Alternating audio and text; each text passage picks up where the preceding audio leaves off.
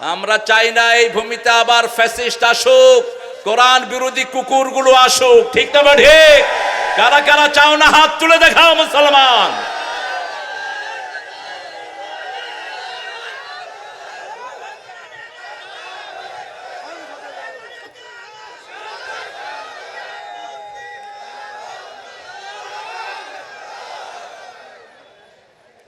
এই চিত্র 17 বছর আগের চিত্র।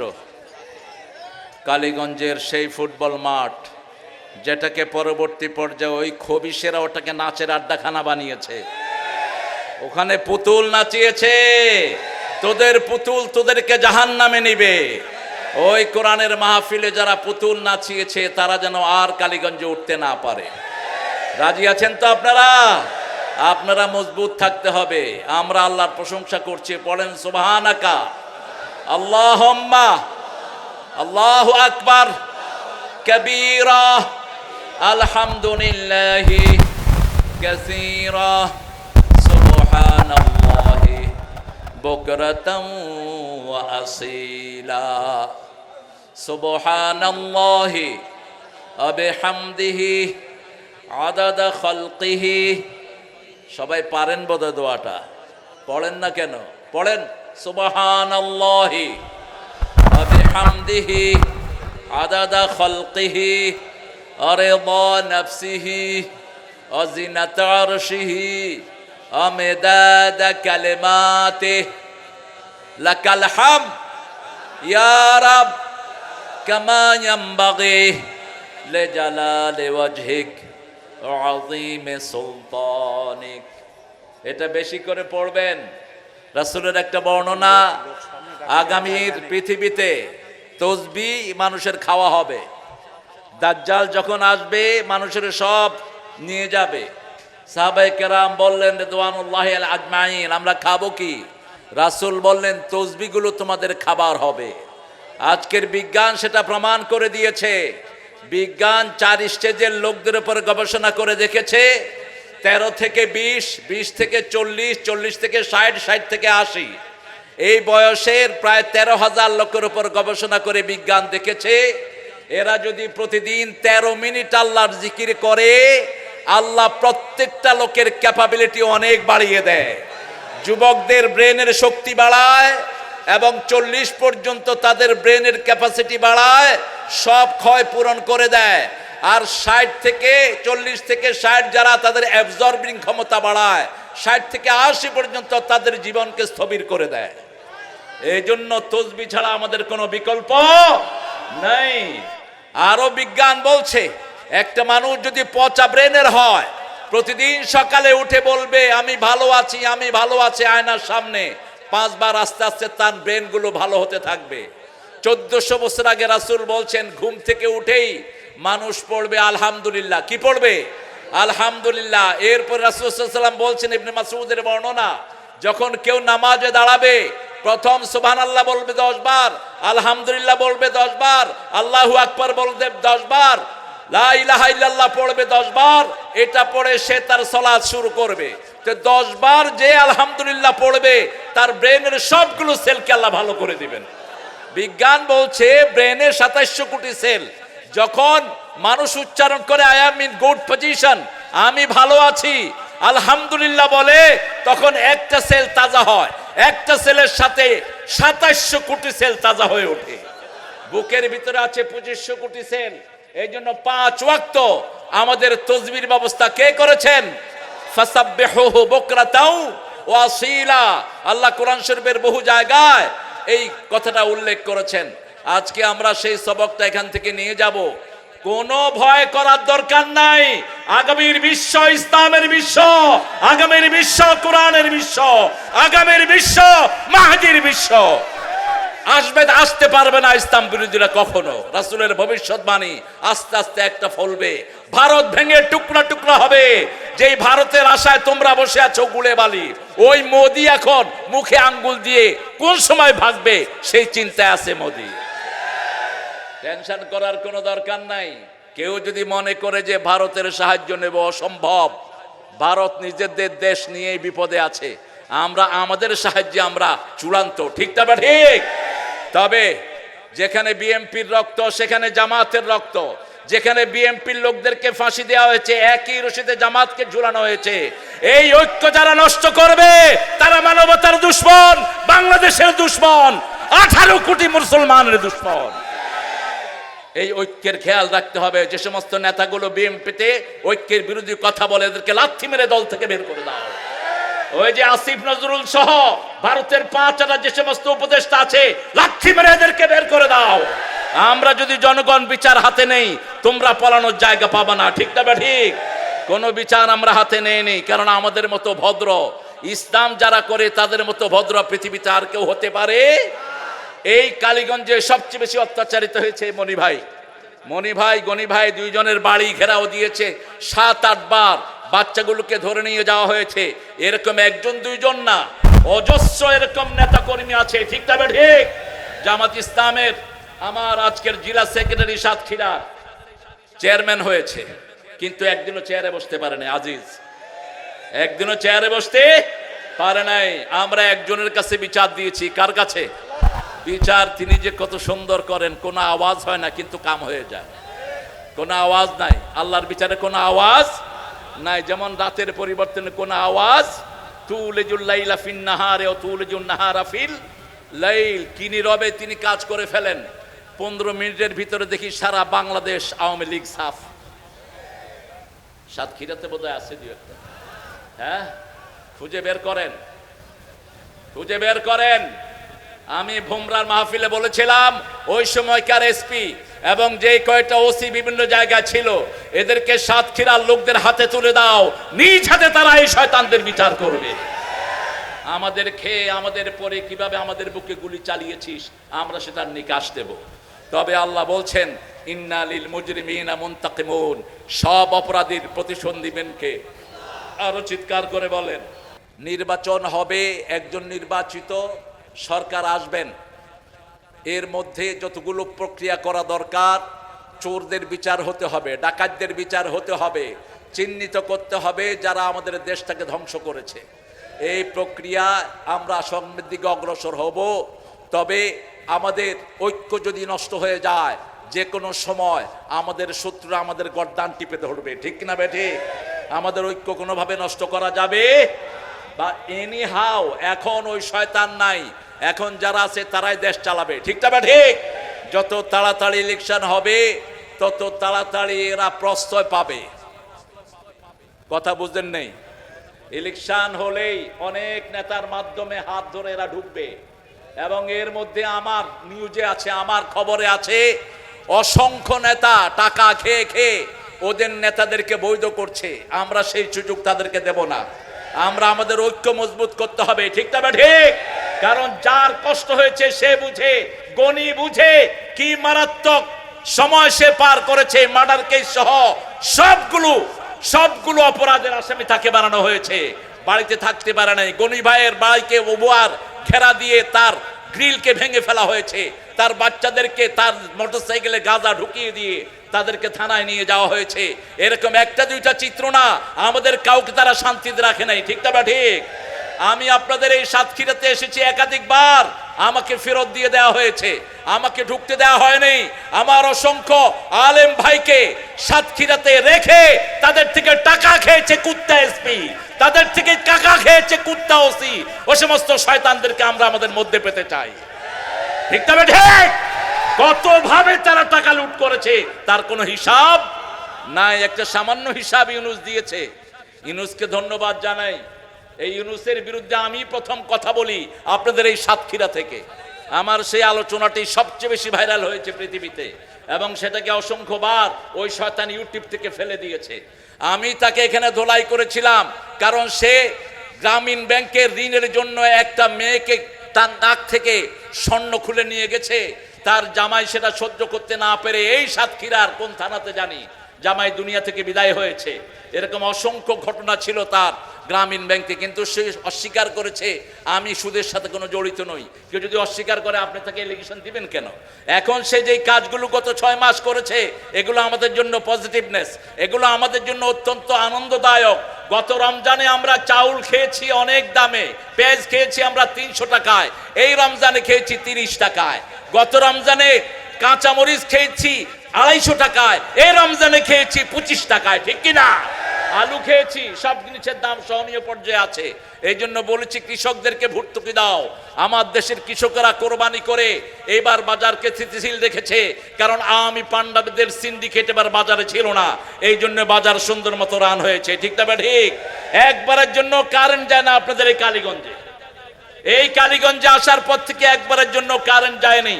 তার মানে কি সুন্দর স্টেবিলিটির সাথে সে দেশ চালাচ্ছে। এই দেশ এইভাবেই চলবে, একজন ভালো শাসক দরকার, ঠিক না? ঠিক। আমি বলবো তুমি তোমার আন্ডারে যে সমস্ত উপদেষ্টাগুলো আছে এর ভিতরে অনেক অখাদ্য কুখাদ্য ঢুকেছে, এদেরকে লাথি মেরে বের করে তাড়াতাড়ি ডানপন্থীদের থেকে তুমি উপদেষ্টা নিয়ে তাড়াতাড়ি সুন্দর একটা নির্বাচনের ব্যবস্থা করে দাও, যাতে করে নির্বাচনের আগেই তুমি বিচার কার্য শুরু করে দাও, যাতে নির্বাচিত সরকার এসে প্রথম খুনিদের বিচার করতে পারে, খুনিদেরকে দেশ থেকে বের করতে পারে, খুনিদেরকে চিহ্নিত করতে পারে। এখনো তাদের জন্য কিছুই হয়নি, ঠিক না? ঠিক। একটা ফুলের আঁচড়ও তাদের গায়ে লাগে নাই। তারা সবচেয়ে সুখে আছে তাদের দাদার বাড়িতে, যেটা বলেছেন আল্লামা সাঈদী রাহিমাহুল্লাহ, এমন ঝাঁকি দেব মামা বাড়ি দিল্লি গিয়ে পড়বা। আমরা থাকি গোড়ায়, তোমরা থাকো আগায়, আমরা মৌলবাদী, তোমরা আগাবাদী, ঠিক তবে ঠিক। বেশি তেড়িবেড়ি করবা না, একটা ঝাঁকি দিব, কোথায় গিয়ে পড়বা। কি সুন্দর কথা বলতেন তিনি, সেই আল্লাহ রাব্বুল আলামিন। এই দেখেন, এই যে কারেন্ট নিল, এটা এখন ওদের দালাল। এই শয়তানটা কারেন্ট অফ করেছে, এটা ওদের দালাল, এদের ধরেন পিটান। সারাদিন কারেন্ট যায় না, এখন গেল কেন? হায় হায়।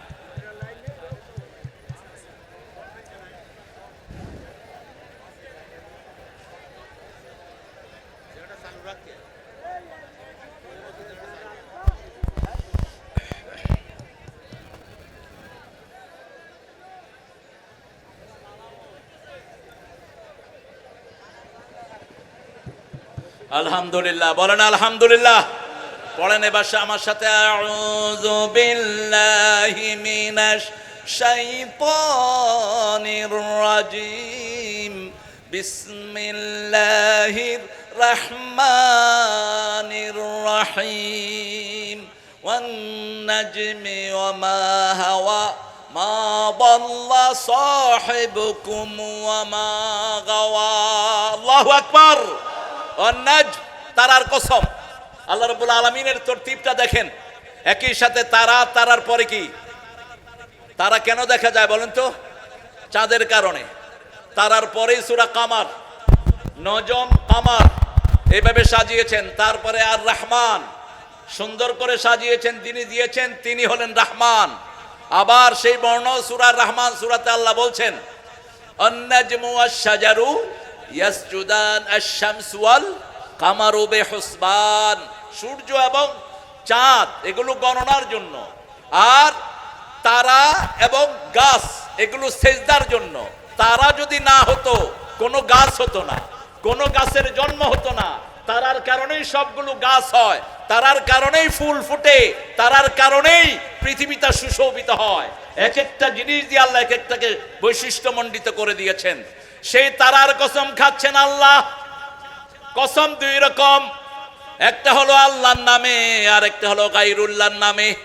আল্লাহ ছাড়া কেউ যদি কারো নামে কসম খায়, রাসূল বলছেন সে মুশরিক। মান আহলাফা বিগাইরিল্লাহি ফাকাদ আশরাক, আল্লাহ ছাড়া যে অন্য নামে কসম খাইলো সে শিরক করলো। আল্লাহ ছাড়া কারো নামে আমরা কসম করব না, আল্লাহ ছাড়া কারো নামে মানত, কথা কন না কেন? আপনাদের এখানে মানতের বহু জায়গা আছে, এ সমস্ত জায়গাতে আপনারা মানত করেন। কোন পীরের নামে, কোন খানকার নামে মানত করা হারাম, হারাম, হারাম। তুমি যদি মানত করেছো তোমার ঈমান শেষ। তুমি মানত করবা, মা আনফাকতুম মিন নাফাকাতিন আও নাযারতুম মিন নাযরিন ফাইন্নাল্লাহা ইয়ালামু ওয়া মা লিয-যালিমিনা মিন আনসার। তোমরা যা খরচ করো, যা মানত করো, সব জানেন কে? আল্লাহ ছাড়া তোমাদের সাহায্যকারী আর কেউ জালেমদের জন্য কোনো সাহায্যকারী হতে পারে না। মানত যা করব কার নামে করব, জবাই করব কার নামে?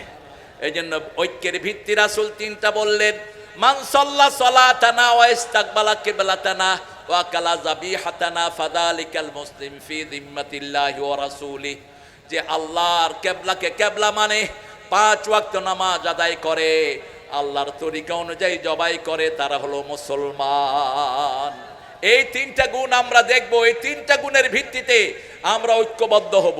এই বাংলাদেশে ঐক্যের জন্য সবচেয়ে বেশি চেষ্টা যারা করেছেন তারা কারা বলেন? জোরে বলেন, জোরে বলেন। কিসের আলেম? কোন আলেম বলেন, নাম বলেন। এই জামাত ইসলাম এখন আছেন জায়গাতে, কারা? জোরে বলেন কারা? আমি প্রথম 1919 সালে আমেরিকা থেকে এসে প্রথম আমি চরমনাই, শস্যিনা, গরম সুন্নি, মিডা সুন্নি, কুত্তা সুন্নি, ঠান্ডা সুন্নি যত আছে লেজ মেজ সবগুলোর কাছে গিয়েছি, একটাতেও বাদ দেয়নি। সেই ঐক্য ধরে রাখার জন্য এখন সবচেয়ে বেশি চেষ্টা করছেন ডাক্তার শফিকুর রহমান, সবচেয়ে বেশি চেষ্টা করছে বাংলাদেশের জামাত ইসলামের প্রত্যেকটা জেলা আমি, ঠিক তবে ঠিক। যারা তাদেরকে কাফের ফতোয়া দিয়েছে তাদের ঘরেও তারা গিয়ে খাওয়ার জন্য বসে পড়েছে, তাদের ঘরেও গিয়ে তাদেরকে হাদিয়া তাদের হাতে তুলে দিয়েছে। তারা যখন অসুস্থ হয়েছে মেডিকেল খরচ তাদের বহন করেছে এই সুন্দর সংগঠনটি। তবে আমরা কেউ ভুলের ঊর্ধ্বে নই, আমরা সবাইকে নিয়ে থাকতে চাই। আমরা মসজিদমুখী হব, কারণ অল্প দিনের দুনিয়া, এর মধ্যে অনেকেই বিদায় হয়ে গেছে। যার ঘরে নামাজ থাকবে না সে সোজা কোথায় যাবে? আরো জোরে বলেন। যে রাসূলের সুন্নত মানবে না যাবে কোথায়? যার কাছে কালেমা থাকবে না যাবে কোথায়? আপনারা দেখেছেন এক নেতা বক্তৃতা দিয়ে উঠে বলছে আমাদের নবী, আমাদের নবী, আমাদের নবী। লোকেরা বলছে কি না? আমাদের নবী। আরে আমাদের নবী নাম নাই, দেখছেন না আপনারা? আমাদের নবী, আমাদের নবীর নাম কি? এই লোকটা কোনোদিন কালেমাও পড়ে নাই। কালকে দেখলাম এক হুজুর মসজিদ থেকে বেরিয়েছে, গলায় মাফলা। আরেক ছেলে জিজ্ঞেস করতেছে ভাই আমাদের নবীর নাম কি? সে বলতেছে নবীর নাম নবী। তো ওই ইউটিউবার বলতেছে ভাই নবীর নাম কোন? আমাদের নবী, যে নবীর নামে আমরা দুরূদ পড়ি। বলছে আপনাকে 500 টাকা দেবো, বলেন এখনই বলেন। বলছে নবীর নাম হচ্ছে হাসিনা। মানুষের শিক্ষার লেভেল কোন পর্যায়ে গেছে আপনি দেখেন। কারণটা কি জানেন? আপনার স্কুলের বইগুলোতে রামের জীবনে ঢুকানো হয়েছে আমার নবীর জীবনে বাদ দিয়ে। আলেমের মাদ্রাসা পাঠ্য আলেমের বইতে ঢুকানো হয়েছে সন্ত্রাসী মুয়াবিয়া, মুয়াবিয়া রাদিয়াল্লাহু নামে সন্ত্রাসী লাগানো হয়েছে। অথচ আমাদের আকীদা, আমাদের খুতবার ভিতরে ওমর ইবনে আব্দুল আজিজ যে বিখ্যাত হাদিসটি ঢুকিয়ে গেছেন, সব মুহাদ্দিস বলেছেন এই হাদিসটি সহিহ। আমরা প্রত্যেক জুমায় হাদিসটি শুনি, আল্লাহ আল্লাহ ফি আসহাবি লা তাত্তাখিযুহুম গারাদাম মিন বাদি ফামান আহাব্বাহুম ফাবিহুব্বি আহাব্বাহুম ওয়া মান আবগাদাহুম ফাবিবুগদি আবগাদাহুম খায়রুল কুরুনি কারনি সুম্মা আল্লাযীনা ইয়ালুনাহুম সুম্মা আল্লাযীনা ইয়ালুনাহুম। রাসূল বলছেন আল্লাহর কসম করে বলছি, সাহাবীদেরকে যারা নিন্দার পাত্র বানাবে আমার ঘৃণা তাদের জন্য থাকবে, সাহাবীদেরকে যারা ভালোবাসবে আমার ভালোবাসা তাদের জন্য থাকবে। সর্বশ্রেষ্ঠ যুগ আমি নবীর যুগ, তারপরে সাহাবীর যুগ, তারপরে তাবেঈর যুগ। এই 3টা যুগের কথা বললেন রাহমাতাল লিল। একজন সাহাবীর কোন বন্দনা আমরা সহ্য করব না। একজন সাহাবীর বিরুদ্ধে কেউ যদি কথা বলে তাকে বাংলাদেশে থাকতে দেয়া হবে না, ঠিক না ঠিক? এই জমিনে রক্ত ঝরেছে যাদের, জমিন হবে তাদের। সবচেয়ে বেশি রক্ত ঝরেছে ডানপন্থীদের, এই জমিন তাদের হাতে আল্লাহ তুলে দিবেন। শেখ মুজিবের রক্ত ঝরার কারণে হাসিনা ক্ষমতায় ছিল। শেখ পরিবারের যদি রক্ত না ঝরতো হাসিনা ক্ষমতায় থাকতে পারত না। রাসূল সাল্লাল্লাহু আলাইহি ওয়াসাল্লামের মাধ্যমে আল্লাহ সূরা বনী ইসরাঈলে বলছেন যে কাউকে হত্যা করে আমি তাকে ক্ষমতায় বসিয়ে দেই। কাউকে যদি অন্যায়ভাবে হত্যা করা হয় ওর প্রতিদান আমি আল্লাহ নিজে তাকে দান করে দেই। যেহেতু শেখ পরিবার খুন হয়েছে এই জন্য ক্ষমতায় ছিল হাসিনা। খুন হয়েছে ইস্তামালারা, খুন হয়েছে সাতক্ষীরার হাজার হাজার যুবক, খুন হয়েছে জিনেদার হাজার হাজার যুবক, খুন হয়েছে বিএনপি জামাতের হাজার হাজার লোক। আগামীর বাংলাদেশ তারাই গঠন করবে, ঠিক কি না? এটা ফয়সালা কার? ওয়ান নাজমি ওয়া মা হাওয়া। আল্লাহ রাব্বুল আলামিন কসম খাচ্ছেন তারার কসম, মানুষ যে উইংস দিয়ে পরিচালিত হয়, উইংসের কসম আল্লাহ বলছেন মা বল্লা সাহিবুকুম ওয়া মা গাওয়া, তোমাদের সাথী কখনো গোমরা ছিলেন না, কখনো তিনি পথ হারা ছিলেন না। কোন নবী জন্মগতভাবেই গোমরা ছিলেন না, জন্মগতভাবেই প্রত্যেক নবীকে হেদায়েতের উপর রেখেছেন কে? যেমন ঈসা আলাইহিস সালাম যখন দুনিয়া আসলেন 3 দিন অথবা 40 দিনের মাথায় মা মরিয়ম তাকে পাহাড় থেকে নিয়ে নেমে আসে। মরিয়মকে আল্লাহ বলছেন 3 দিন তুমি মানুষের সাথে কথা বলবা না, ইন্নী নাদারতু লির-রহমানি সাওমা, আমি 3 দিনের জন্য কথার উপরে রোজা রেখেছি, আমি কথা বলবো না। রোজার একটা অর্থ হলো বিরত থাকা। তিনি যখন ছেড়ে নিয়ে আসলেন, ইহুদিরা বলল তোমার মাও ভালো বাপও ভালো, ইয়া উখতা হারুন, হে হারুনের বোন, তোমার মা ভালো তোমার বাপও ভালো, কোত্থেকে এই বাচ্চা নিয়ে এসেছো? তিনি বাচ্চার দিকে ইশারা করলেন। তারা বলল কাইফা নুকাল্লিমু মান কানা ফিল মাহদি সাবিয়্যা, কিভাবে শিশু কথা বলবে? যখনই বলল কিভাবে শিশু কথা বলবে, মা মরিয়মের কোলে ছিল ঈসা আলাইহিস সালাম, মুখটা বের করে তিনি বলা শুরু করলেন ইন্নী আব্দুল্লাহ আতানিয়াল কিতাব জাআলানি নাবিয়্যা ওয়া জাআলানি মুবারাকান আইনামা কুনতু ওয়া আওসানি বিস-সালাতি ওয়াজ-যাকাতি মা দুমতু হাইয়্যা। সাথে সাথে তিনি বলছেন আমি আব্দুল্লাহ। আমি কি বয়স কত? 3 দিন অথবা 40 দিন। মায়ের কোলে 3টা ছেলে কথা বলেছে। কয়টা? 3টা। প্রথম কথা বলেছে ইউসুফ আলাইহিস সালামের চরিত্রে সাক্ষী দিয়েছেন একটা শিশু। দ্বিতীয় কথা বলেছে একজন বালাম, একজন বড় মুস্তাজাবুদ দাওয়াত, বুখারীতে তার হাদিস এসেছে, তার বিরুদ্ধে জিনার এলিগেশন দেওয়া হয়েছিল, তিনার ব্যাপারে একটা শিশু সাক্ষী দিয়েছেন। তৃতীয় কথা বলেছেন সাইয়েদনা ঈসা আলাইহিস সালাম বলেন ইন্নী আব্দুল্লাহ, আমি আব্দুল্লাহ, আল্লাহর গোলাম, সর্বশ্রেষ্ঠ নাম আব্দুল্লাহ। আতানিয়াল কিতাব, আল্লাহ আমাকে কিতাব দিয়েছেন, জাআলানি নবিয়্যা, আমাকে তিনি নবী বানিয়েছেন, ওয়া জাআলানি মুবারাকান আইনামা কুনত, যেখানেই আমি যাব আমাকে বরকতময় করেছেন, ওয়া আওসানি বিস-সালাতি ওয়াজ-যাকাতি মা দুমতু হাইয়্যা, আল্লাহ আমাকে ওসিয়ত করেছেন যতক্ষণ আমার নিঃশ্বাস থাকে ততক্ষণ যেন আমি নামাজ কায়েম করি এবং যাকাত দেই। আপনারা এই দুইটা কাজ করতে রাজি আছেন তো? নামাজ পড়তে রাজি আছেন তো? দেখি কারা কারা, একটু সবাই হাত তুলে দেখায় দেন, বলেন হে আল্লাহ, হে আল্লাহ, আপনার নামে কসম খাচ্ছি জীবনে আর কোনোদিন নামাজ কাজা করব না, যাকাত ছেড়ে দেব না। আমিন ইয়া রাব্বাল আলামিন। যাকাত যদি আমরা দিতাম, সাতক্ষীরাতে যত পয়সা মানুষ হিসাব করে যাকাত দিত, একটা ফকিরও থাকতো না।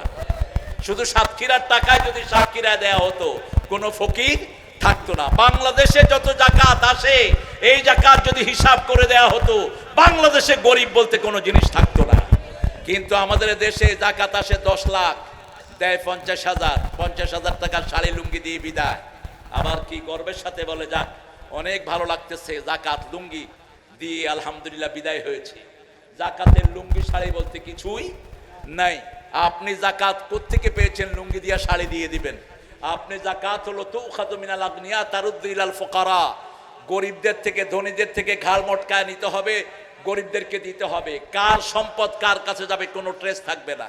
আমরা সেই জায়গায় আসছি। এখানে আল্লাহ রাব্বুল আলামিন রাসূল সাল্লাল্লাহু আলাইহি ওয়াসাল্লামের চরিত্রের বর্ণনা দিচ্ছেন।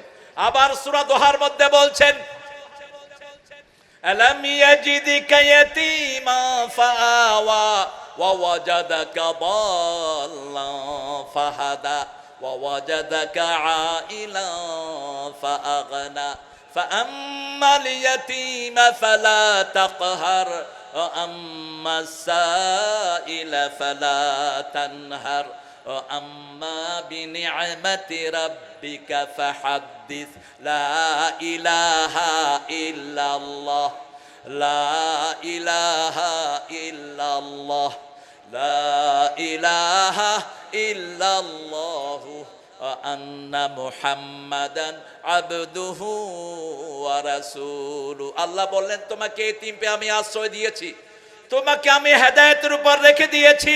প্রত্যেক নবী হেদায়েত চেয়েছেন কার কাছে?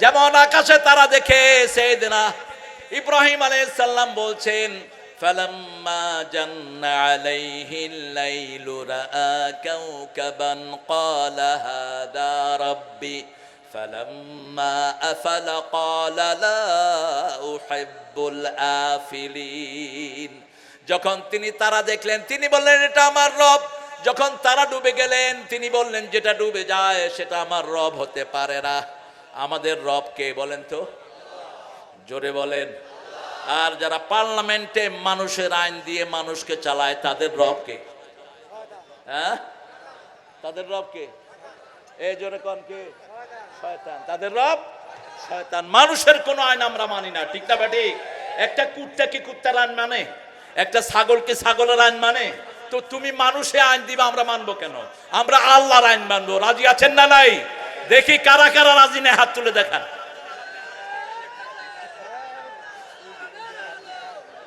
আল্লাহ কবুল করুক স্লোগান দিতে চাচ্ছেন তো এত বছর তো স্লোগানও দিতে পারেন নাই বলেন স্লোগান দেন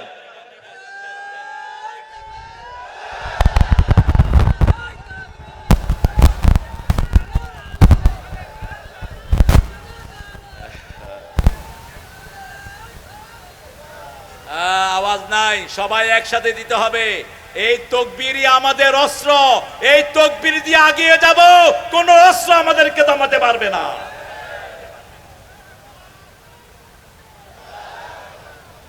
সবাই একসাথে একটা তাকবীর দেন তো আমার সাথে দেন নারায়ে তাকবীর নারায়ে তাকবীর আমার নেতা তোমার নেতা সব নেতার শ্রেষ্ঠ নেতা আল্লাহর আইন ছাড়া আল্লাহর আইন চাই আল্লাহর আইন চাই জিয়াউর রহমান কি লোক ছিলেন সৎ লোক সাথে কি ছিল একটা জায়নামাজ একটা ভাঙা সুটকেস আর 5 ওয়াক্ত নামাজ পড়তেন এই আদর্শ যদি বিএনপির লোকেরা থাকে বাংলাদেশ তাদেরই থাকবে বাংলাদেশে জিয়াউর রহমানের দলের চেয়ে পপুলার দল কোনটা নাই জনসমর্থনের দিক থেকে বিএনপির ধারে কাছে কেউ নাই ঠিক না ঠিক কিন্তু এটাকে গুছিয়ে রাখতে হবে ইসলাম ছাড়া এটা গোছানো সম্ভব নয় আল্লাহ আমাদের ভাইদেরকে কোরআনের জন্য কবুল করুন আরো চিৎকার করে বলি আমিন আর যে 2-4 জন একটু উল্টাপাল্টা কথা বলে এদেরকে আদর করে একটু শিখিয়ে দিয়েন এমনি বলে আর কি কোরআন শরীফে এটা নাই সেটা নাই আমি বলছি ভাই তোমার সাথে কোরআনের সাথে সম্পর্কই নাই তুমি একটু পড়ে নিলেই ঠিক হয়ে যাবে ইনশাআল্লাহ এখন আস্তে আস্তে ঠিক হয়ে যাবে আমরা একটু মান অভিমান তো থাকবেই বুঝেন না একখানে পাতিলা থাকতে তো একটু ঠেলাঠেলি হয় আমরা এটাকে বড় আকারে নেব না কারণ আমরা আমাদের দেশটাকে বাঁচাতে চাই আমাদের কোরআন হাদিসকে আমরা রক্ষা করতে চাই এই যে উন্মুক্ত ভাবে মনিগণি ভাই 2 ভাবে এসেছেন গত 16 বছর তারাও আসতে পারেন নাই ঠিক তবে ঠিক গত 16 বছর আমাদের এই আল্লাহর ওলিকে আমরা পাইনি গত 16 বছর জামাতের কোন নেতৃবৃন্দ কোন স্টেজে উঠতে পারে নাই অসংখ্য বাড়িঘর বুলডোজার দিয়ে ভেঙে ফেলা হয়েছে সেই বাড়িঘরগুলো আবার যেন তারা তুলে দেয় ডাক্তার ইউনূসকে বলছি যেই বাড়িগুলো সাতক্ষীরাতে ভাঙা হয়েছে সেই বাড়িগুলো লোকেট করে তোমার এখনকার ডিসি কে তুমি ফোন করো ফোন করে ডিসি তুমি বলে দাও কোন কোন বাড়িগুলো তোমার আগের ডিসি ভাঙছে তুমি গলে দিবা কারণ তোমার বাপের পয়সা ওই বাড়ি হয় নাই ওই বাড়ি হয়েছে কোরআনী আন্দোলনের লোকদের পয়সায় ঠিক না ঠিক তুমি এই বাড়িগুলো তুলে দিবা আর তুলে না দিলে পয়সা কিভাবে আদায় করতে হয় আমরা ভালো করে জানি আমরা আইন নিজের হাতে তুলে নিতে চাই না আমরা চাই দেশটা সুন্দরভাবে চলুক এই জন্য একটা লোকের গায়ে আঘাত করা হয়নি ওদের ভয়ে ওরা সব পালিয়ে ভেগেছে ঠিক না ঠিক আমরা একজনকে মানি তিনি কে আর সেই আল্লাহকে পাওয়ার জন্য আরেকজনকে মানি তিনার নাম মুহাম্মদ সাল্লাল্লাহু তিনি এতিম ছিলেন এতিমদেরকে আমরা ভালোবাসবো রাজি আছি তো রাসূল বলছেন যারা এতিমকে ভালোবাসে এতিম কাফিরুল এতিম হাতাইনে ফিল জান্নাহ এতিমের তদারকি যারা করে এইভাবে তারা আমার সাথে জান্নাতে থাকবে এইভাবে আবার যাদের মেয়ে আছে তারাও এইভাবে জান্নাতে থাকবে কিভাবে এই যে আঙ্গুল তুললেন এই 2 আঙ্গুল যেভাবে থাকে 3 কন্যার পিতা এইভাবে জান্নাতি হবে 2 কন্যার পিতাও জান্নাতি 1 কন্যার পিতাও জান্নাতি যে বাবার প্রথম শিশুটা হয় কন্যা সন্তান ওই বাপ হলো বরকতি বাপ রাসূল বলছেন লা তাসুবুল বানাত ইন্নী আবুল বানাত খবরদার কোন মেয়েকে গালি দিবা না আমি নবী মুহাম্মদ দুনিয়ার সব মেয়েদের বাপ কোন পুরুষের পিতা তিনি হন নাই আল্লাহ নিষেধ করেছেন স্বাবলম্বী কোন পুরুষের পিতা তিনি নন। মা কানা মুহাম্মাদুন আবা আহাদিম মির রিজালিকুম ওয়ালাকির রাসূলুল্লাহি ওয়া খাতামান নাবিয়্যিন ওয়া কানা আল্লাহু বিকুল্লি শাইইন আলিমা। কোন সূরা? সূরা আহজাব। বলেন কত নাম্বার? 40। রাসূল নবুয়ত পেয়েছেন কত বয়সে? আরে জোরে কর না কেন? 40। আর 41 নম্বর আয়াত হলো ইয়া আইয়ুহাল্লাযীনা আমানু যকুরুল্লাহা যিকরান কাসীরা ওয়া সাব্বিহুহু বুকরাতাও ওয়া আসীলা। হে মুমিনেরা 24 ঘন্টা জিকির করো। কার? জিকিরের মধ্যে সর্বশ্রেষ্ঠ জিকির কয়টা? আরো জোরে বলেন। প্রথমটা বলেন সুবহানাল্লাহ। এরপরে লা ইলাহা। এবার বলেন সর্বশ্রেষ্ঠ জিকির কি? হ্যাঁ, সর্বশ্রেষ্ঠ জিকির হলো তেলাওয়াতুল কোরআন। বাদা তেলাওয়াতুল কোরআন লা ইলাহা। কোরআনের মধ্যেই একটা অংশ সূরা মুহাম্মাদের 19 নম্বর আয়াতের শেষ অংশ হলো ফাআলাম আন্নাহু লা ইলাহা। আর সূরা ফাতের শেষ আয়াতের প্রথম অংশ মুহাম্মাদুর রাসূলুল্লাহ। দুইটা মিলে কালেমা তাইয়্যিবা লা ইলাহা ইল্লাল্লাহ মুহাম্মাদুর। এই নবীর জীবনে জানতে হবে আমার নবী ইসলাম করেছেন, আমরাও ইসলাম করব। আমার নবী ইসলামের জন্য মায়ের খেয়েছেন, আমরাও মায়ের খাবো। আমার নবী তলোয়ার নিয়ে যুদ্ধ করেছেন, আমরাও যুদ্ধ করতে রাজি আছেন তো? ভয়ের কিছুই নাই। রাসূল যুদ্ধ করেছেন। কয়টা তলোয়ার ছিল রাসূলের? বলেন কয়টা? 10 বছরে 80টা যুদ্ধ করেছেন। আর আপনারা সারা জীবনে একটা যুদ্ধ করে চিত হয়ে পড়েছেন। 10 বছরে কয়টা? 80টা। নিজে 27টাতে সেনাপতি ছিলেন। কয়টায়? 27টাতে সেনাপতি ছিলেন। রাহমাতাল লিল আলামিন। সামনের দিলগুলো মসৃণ যাবে না, আমরা নামাজিরা এক হয়ে যাব। ঠিক না ভাই? ঠিক। যেই দলই করুক, যে নামাজ পড়ে, যে কিবলামুখী হয়। কিবলামুখী কেন বললেন? রাসূল সাল্লাল্লাহু আলাইহি ওয়াসাল্লাম একদিন মসজিদ নববীতে দেখলেন মসজিদের ওয়ালে ওটা খেজুর পাতার ছাউনি ছিল। খেজুর পাতা অর্ধ পৃথিবী করেছে শাসন, ধুলার তক্তে বসে খেজুর পাতার প্রাসাদ তোমার বারবার গিয়ে এসে খসে। ওমর ফারুক কে লিখেছেন কবি ইকবাল, কবি নজরুল ওমর ফারুক কে লিখেছেন। তো রাসূল দেখলেন এই যে নাকের এইগুলিকে আপনারা কি বলেন? নাকের থেকে যে ময়লা ফালান এটারে কি বলেন? শ্লেষ্মা।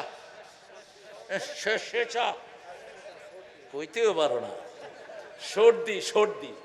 এটা যে কত বিচিত্র জিনিস, এটার একখানে এক এক নাম। আপনাদের এখানে সর্দি, আবার কয় শেষলা, আবার ওইদিকে কয় নস্যি, আবার ওখানে কয় হিঙ্গিল। এটা ফেললো কোথায়? মসজিদের ওয়ালে। রাসূল সাল্লাল্লাহু আলাইহি ওয়াসাল্লাম দেখলেন শুকায় আছে। রাসূল আঙ্গুল দিয়ে এটা পরিষ্কার করলেন, করে বললেন তোমরা কিবলার দিকে থুতু ফেলো না, নছিও ফেলো না। যারা কিবলার দিকে থুতু ফেলে কিয়ামতের ময়দানে এই থুতুগুলো তাদের কপালে জমা করে দেওয়া হবে। কিবলা থেকে 24 ঘন্টা আলো আসে। এই জন্য যখনই বসবেন কোন দিকে মুখ করে? কিবলার দিকে মুখ করে। কোনো সময় কিবলাকে পিছন দিবেন না। আবার বাথরুমে বসতে কিবলাকে সামনেও রাখবেন না, পিছনেও রাখবেন না। রাসূল সাল্লাল্লাহু আলাইহি ওয়াসাল্লাম কাবা এবং মদিনা এই দুইটার জন্যই দোয়া করেছেন রাহমাতাল লিল। কাবাকে বরকতময় করেছেন আল্লাহ নিজে। সূরা আল ইমরানের 90 নম্বর আয়াতে আল্লাহ বলছেন ইন্না আউওয়ালা বাইতিন উদিয়া লিন-নাসি লাল্লাযী বিবাক্কাতা মুবারাকা ওয়া হুদাল লিল আলামিন। এই পৃথিবীর প্রথম ঘর আমি বরকত দিয়ে মক্কায় বানালাম, এটাকে হেদায়েতের মারকাজ করে দিলাম। আর মদিনাকে রাসূল সাল্লাল্লাহু আলাইহি ওয়াসাল্লাম দোয়া করেছেন, মদিনার বরকতের মুদ্দা এবং সায়ের জন্য দোয়া করেছেন। মদিনার বাকিউল গারকাতে যারা মারা যায় তাদের জন্য ইস্তেগফারের দোয়া করেছেন রাহমাতাল লিল। রাসূল আমার ভালোবাসা, রাসূল আমার আলো আশা।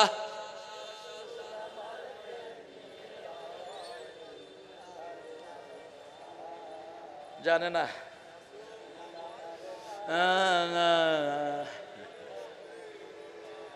আরো সুন্দর করে জোর করে বলেন রাসূল আমার ভালোবাসা, রাসূল আমার আলো আশা, রাসূল আমার প্রেম বিরহের মূল, আলোচনা, রসুল আমার কাজে কর্মে অনুপ্রেরণা সাল্লাল্লাহু। আজকে একটা রিপোর্ট পড়লাম, বঙ্গবন্ধু প্রথম উপাধি পায় মুন্সি মেহেরুল্লাহ, আপনাদের এই এলাকার মানুষ। তিনি বড় হয়েছেন যশোরে, জন্ম হলো তিনার কালীগঞ্জ ঝিনেদা। এই মুন্সি মেহেরুল্লাহকে ইউসুফ নামে একজন ডক্টর প্রথম বঙ্গবন্ধু উপাধি দিয়েছেন। এটার উপর পিএইচডি করেছে ইসলামী বিশ্ববিদ্যালয়ের এক ছেলে। সে তার জরিপে, ইন্টারনেটে রিপোর্টটা আছে আমার কাছে, সে লিখেছে বঙ্গবন্ধুকে, শেখ মুজিবকে বঙ্গবন্ধু বলেছে তোফায়েল মিয়া। তোফায়েল, এই তোফায়েল হলো খুনি, শহীদ আব্দুল মালিকের খুনি এই তোফায়েল। এই তোফায়েল মাখন সহ আব্দুল মালিককে ঢাকা বিশ্ববিদ্যালয়ে খুন করে তার মাথার ভিতরে রড ঘুরিয়েছে। সেই প্রতিশোধ একজন নিবেন, তিনি কে? একজনের কাছে বিচার দায়ের করেছি, থাকতে পারবি না। সবগুলো তাদের নাম হাইজাক করা। এই জন্য এমন কোন নেতা মানবো না যেই নেতার জীবনে চুরি, ছোচামি, গাঁজা, মদ ভর্তি। এমন একজনকে নেতা বানবো যার জীবনে কোনো অপরাধ নাই। তিনার নাম কি? আরো জোরে বলেন। হাউজে কাউসার খেতে চান তো? চান সবাই? হাউজে কাউসার সবাইকে দেয়া হবে, সবাই রাসূলের কাছে যাবে, লক্ষ লক্ষ পাত্র আল্লাহ রাব্বুল আলামিন রাসূলকে দিবেন। কিন্তু ফেরেশতারা এসে বলবে, ইয়া রাসূলুল্লাহ, এদেরকে দিয়েন না, এরা আপনাকে নেতা মানে নাই, এরা আপনার ইসলামের ভিতরে অসংখ্য বেদাত ঢুকিয়েছে, এরা আপনাকে নেতা মানে নেই, নেতা মানেছে বাজে লোককে। একজন নেতা আল্লাহ যেমন এক, নেতাও এক, ঠিক না ঠিক? লা ইলাহা ইল্লাল্লাহু মুহাম্মাদুর। সেই নবীর ব্যাপারে প্রথম থেকেই আল্লাহ কোরআনে বলছেন, ওয়াল্লাযীনা ইউমিনুনা বিমা উনজিলা ইলাইকা ওয়া মা উনজিলা মিন কাবলিক। সমস্ত নবীর জন্য একটা কাফ, আর নবী মুহাম্মদ সাল্লাল্লাহু আলাইহি ওয়াসাল্লামের জন্য একটা কাফ। নবী মুহাম্মদকে যারা মানবে, সমস্ত নবীকে মানার সওয়াব তাদেরকে দান করে দিবেন কে? আবার সূরা আল ইমরানের ভিতরে গিয়ে বলছেন, সূরা নিসার ভিতরে গিয়ে বলছেন রাসূলের বিচার ফয়সালা নিয়ে। রাসূল বিচার ফয়সালা করলেন। আজকের পৃথিবীতে সবচেয়ে অসভ্য হলো ইহুদিরা। ইহুদিদের জন্য সময় আসতেছে, গাছ বলবে আমার পিছনে ইহুদি লুকানো, তারে ধর এবং মার। শুধু ইল্লা শাজারাতুল গারকাত, শুধু গারকাত গাছ ছাড়া। এই গারকাত গাছ ছিল মসজিদ নববীর পিছনে। রাসূল সাল্লাল্লাহু আলাইহি ওয়াসাল্লাম বললেন, এই গারকাত গাছগুলো তোমরা কাটো, দাফনু মাউতাকুম বিল গারকাত, তোমরা তোমাদের মুর্দাদেরকে বাকিউল গারকাতে দাফন করো। এই বাকিউল গারকাতে যাদেরকে দাফন করা হয় তাদের জন্য মাগফিরাতের দোয়া করেছেন রাহমাতাল লিল। এই ইহুদিরা ওমর ফারুককে শহীদ করেছে। এই ইহুদির বাচ্চারা শুরু থেকে শেষ পর্যন্ত দুনিয়ার সব বিপর্যয়ের মূল হলো ইহুদির বাচ্চারা। সেই ইহুদির বাচ্চারা আমার রাসূল সাল্লাল্লাহু আলাইহি ওয়াসাল্লামকে বহুভাবে কষ্ট দিয়েছে। হে রাসূল সাল্লাল্লাহু আলাইহি ওয়াসাল্লামকে তারা রাসূল মানে না, তারা রাসূলকে রাসূল মানে না। এই জন্য আল্লাহ যতবার রাসূলের নাম উল্লেখ করেছেন, তিনবারই রাসূলকে আল্লাহ নিজে রাসূল বলে উল্লেখ করেছেন, মুহাম্মাদুর রাসূলুল্লাহ। মা কানা মুহাম্মাদুন আবা আহাদিম মির রিজালিকুম ওয়ালাকিন রাসূলুল্লাহ। এরপরে বলেছেন আমা মুহাম্মাদিল্লাহ, রাসূল আর সূরা মুহাম্মাদে বলছেন আমিনু বিমা নুজিলা আলা মুহাম্মদ, তোমরা মুহাম্মাদের উপরে যা নাজিল করেছি সবটার উপর ঈমান আনো। ইয়া নবী বলে ডাকেন নাই, ইয়া রাসূল বলে ডাকেন নাই। ইয়া আইয়ুহান নবী, ইয়া আইয়ুহার রাসূল, বাল্লিগ মা উনজিলা ইলাইকা মির রাব্বিক ফাইন লাম তাফআল ফামা বাল্লাগতা রিসালাতাক ওয়াল্লাহু ইয়াসিমুকা মিনান নাস। আল্লাহ রাসূলকে যতবার আল্লাহ ডেকেছেন বলেছেন, হে মুহাম্মদ সাল্লাল্লাহু, তুমি আমার রাসূল, তুমি আমার রাসূল, তুমি আমার রাসূল। আর বলেছেন ইয়া আইয়ুহান নবী, ইয়া আইয়ুহার রাসূল, এইভাবে বলেছেন। আর সূরা নিসার ভিতরে এক ইহুদি পানির রাস্তা বন্ধ করে দিয়ে একজন মুসলমান, মুনাফিক মার্কা মুসলমান, ওই ইহুদি তার ধর্মীয় গুরুর কাছে বিচার না দিয়ে বিচার নিয়ে এসেছেন মুহাম্মদ সাল্লাল্লাহু আলাইহি সাল্লামের কাছে। রাসূল সাল্লাল্লাহু আলাইহি সাল্লাম বললেন পানি ছেড়ে দাও। ওই মুনাফিক মার্কা মুসলমান বলল আমি পানি ছাড়বো না। রাসূল বললেন ছেড়ে দাও। কারো পানি বন্ধ করা জায়েজ? দুটা জিনিস বন্ধ করবেন না কারো, পানি এবং রাস্তা। পানি এবং রাস্তা, পানি রাস্তা এগুলো যারা বন্ধ করে, যারা নিজের হাতে নেয়, তাদের উপর আল্লাহর গজব আসে। বাংলাদেশের কোন এক নেতা বলেছিল ভাতে মারবো পানিতে মারবো। ওই নেতাকে আল্লাহ ভাতে মারছে, পানিতে মারছে। এগুলো আল্লাহর হক, এগুলো যেন বান্দা কখনো হাতে না নেয়। আল্লাহ কারো পানি বন্ধ করেন না, কারো রাস্তা বন্ধ করেন না, ঠিক না ঠিক? বিচারটা তার মনোপুত হলো না, চলে গেলেন আবু বকর রাদিয়াল্লাহু আনহুর কাছে। তিনি শুনে বললেন, রাসূল বিচার করেছেন, তার উপর বিচার করার ক্ষমতা কারো? চলে গেলেন ওমর ফারুকের কাছে রাদিয়াল্লাহু আনহু আরদা। ওমর ফারুক বলছেন, বিচার কে করেছে? মুহাম্মদ সাল্লাল্লাহু। তোমার মনোপুত হয় নাই না? ভিতর থেকে তলোয়ার আনলেন, একটা কোপ মারলেন, শরীর থেকে গর্দানটা নিচে পড়ে গেল, সারা মদিনায় ছড়িয়ে পড়লো, কাতালা ওমর মুসলমান, ওমর মুসলমানকে হত্যা করেছে। রাসূল সাল্লাল্লাহু আলাইহি ওয়াসাল্লামের কাছে বিচার আসলো, মসজিদে নববীতে তিনি ঢুকছেন আর বলছেন, লা আযুন আন্না ওমর ইয়াস্তারি কাতলা আখিল মুসলিম। আমি কখনো ধারণাই করতে পারি না আমার ওমরের রক্ত কোন মুসলমানের রক্তে রঞ্জিত হতে। কথা শেষ করতে না করতে সূরা নিসার 65 নম্বর আয়াত আল্লাহ নাজিল করলেন, ফালা ওয়া রাব্বিকা লা ইউমিনুন হাত্তা ইউহাক্কিমুকা ফীমা শাজারা বাইনাহুম সুম্মা লা ইয়াজিদু ফি আনফুসিহিম হারাজাম মিম্মা কাদাইত ওয়া ইউসাল্লিমু তাসলিমা। সূরা বাকারাতে বললেন ঈমান আনতে হবে, আর সূরা নিসাতে কি আল্লাহ বলছেন, ফালা ওয়া রাব্বুক, রবের কসম তারা মুমিন না, মুমিন না, মুমিন না, হাত্তা ইউহাক্কিমুকা ফীমা শাজারা বাইনাহুম, যতক্ষণ মুহাম্মাদের বিচার মেনে না নিবে তারা মুমিন হতে পারবে। শুধু মেনে নিলেই হবে না, সুম্মা লা ইয়াজিদু ফি আনফুসিহিম হারাজ, মনের ভিতরে কোনো কুণ্ঠা রাখতে পারবে না। ওমা জাআলা আলাইকুম ফিদ দীনি মিন হারাজ, কোনো কুণ্ঠা মনের ভিতরে রাখা যাবে না। ওয়ায়ুসাল্লিমু তাসলিমা, সম্পূর্ণরূপে আত্মসমর্পণ করতে হবে রাসূলের বিচারের কাছে।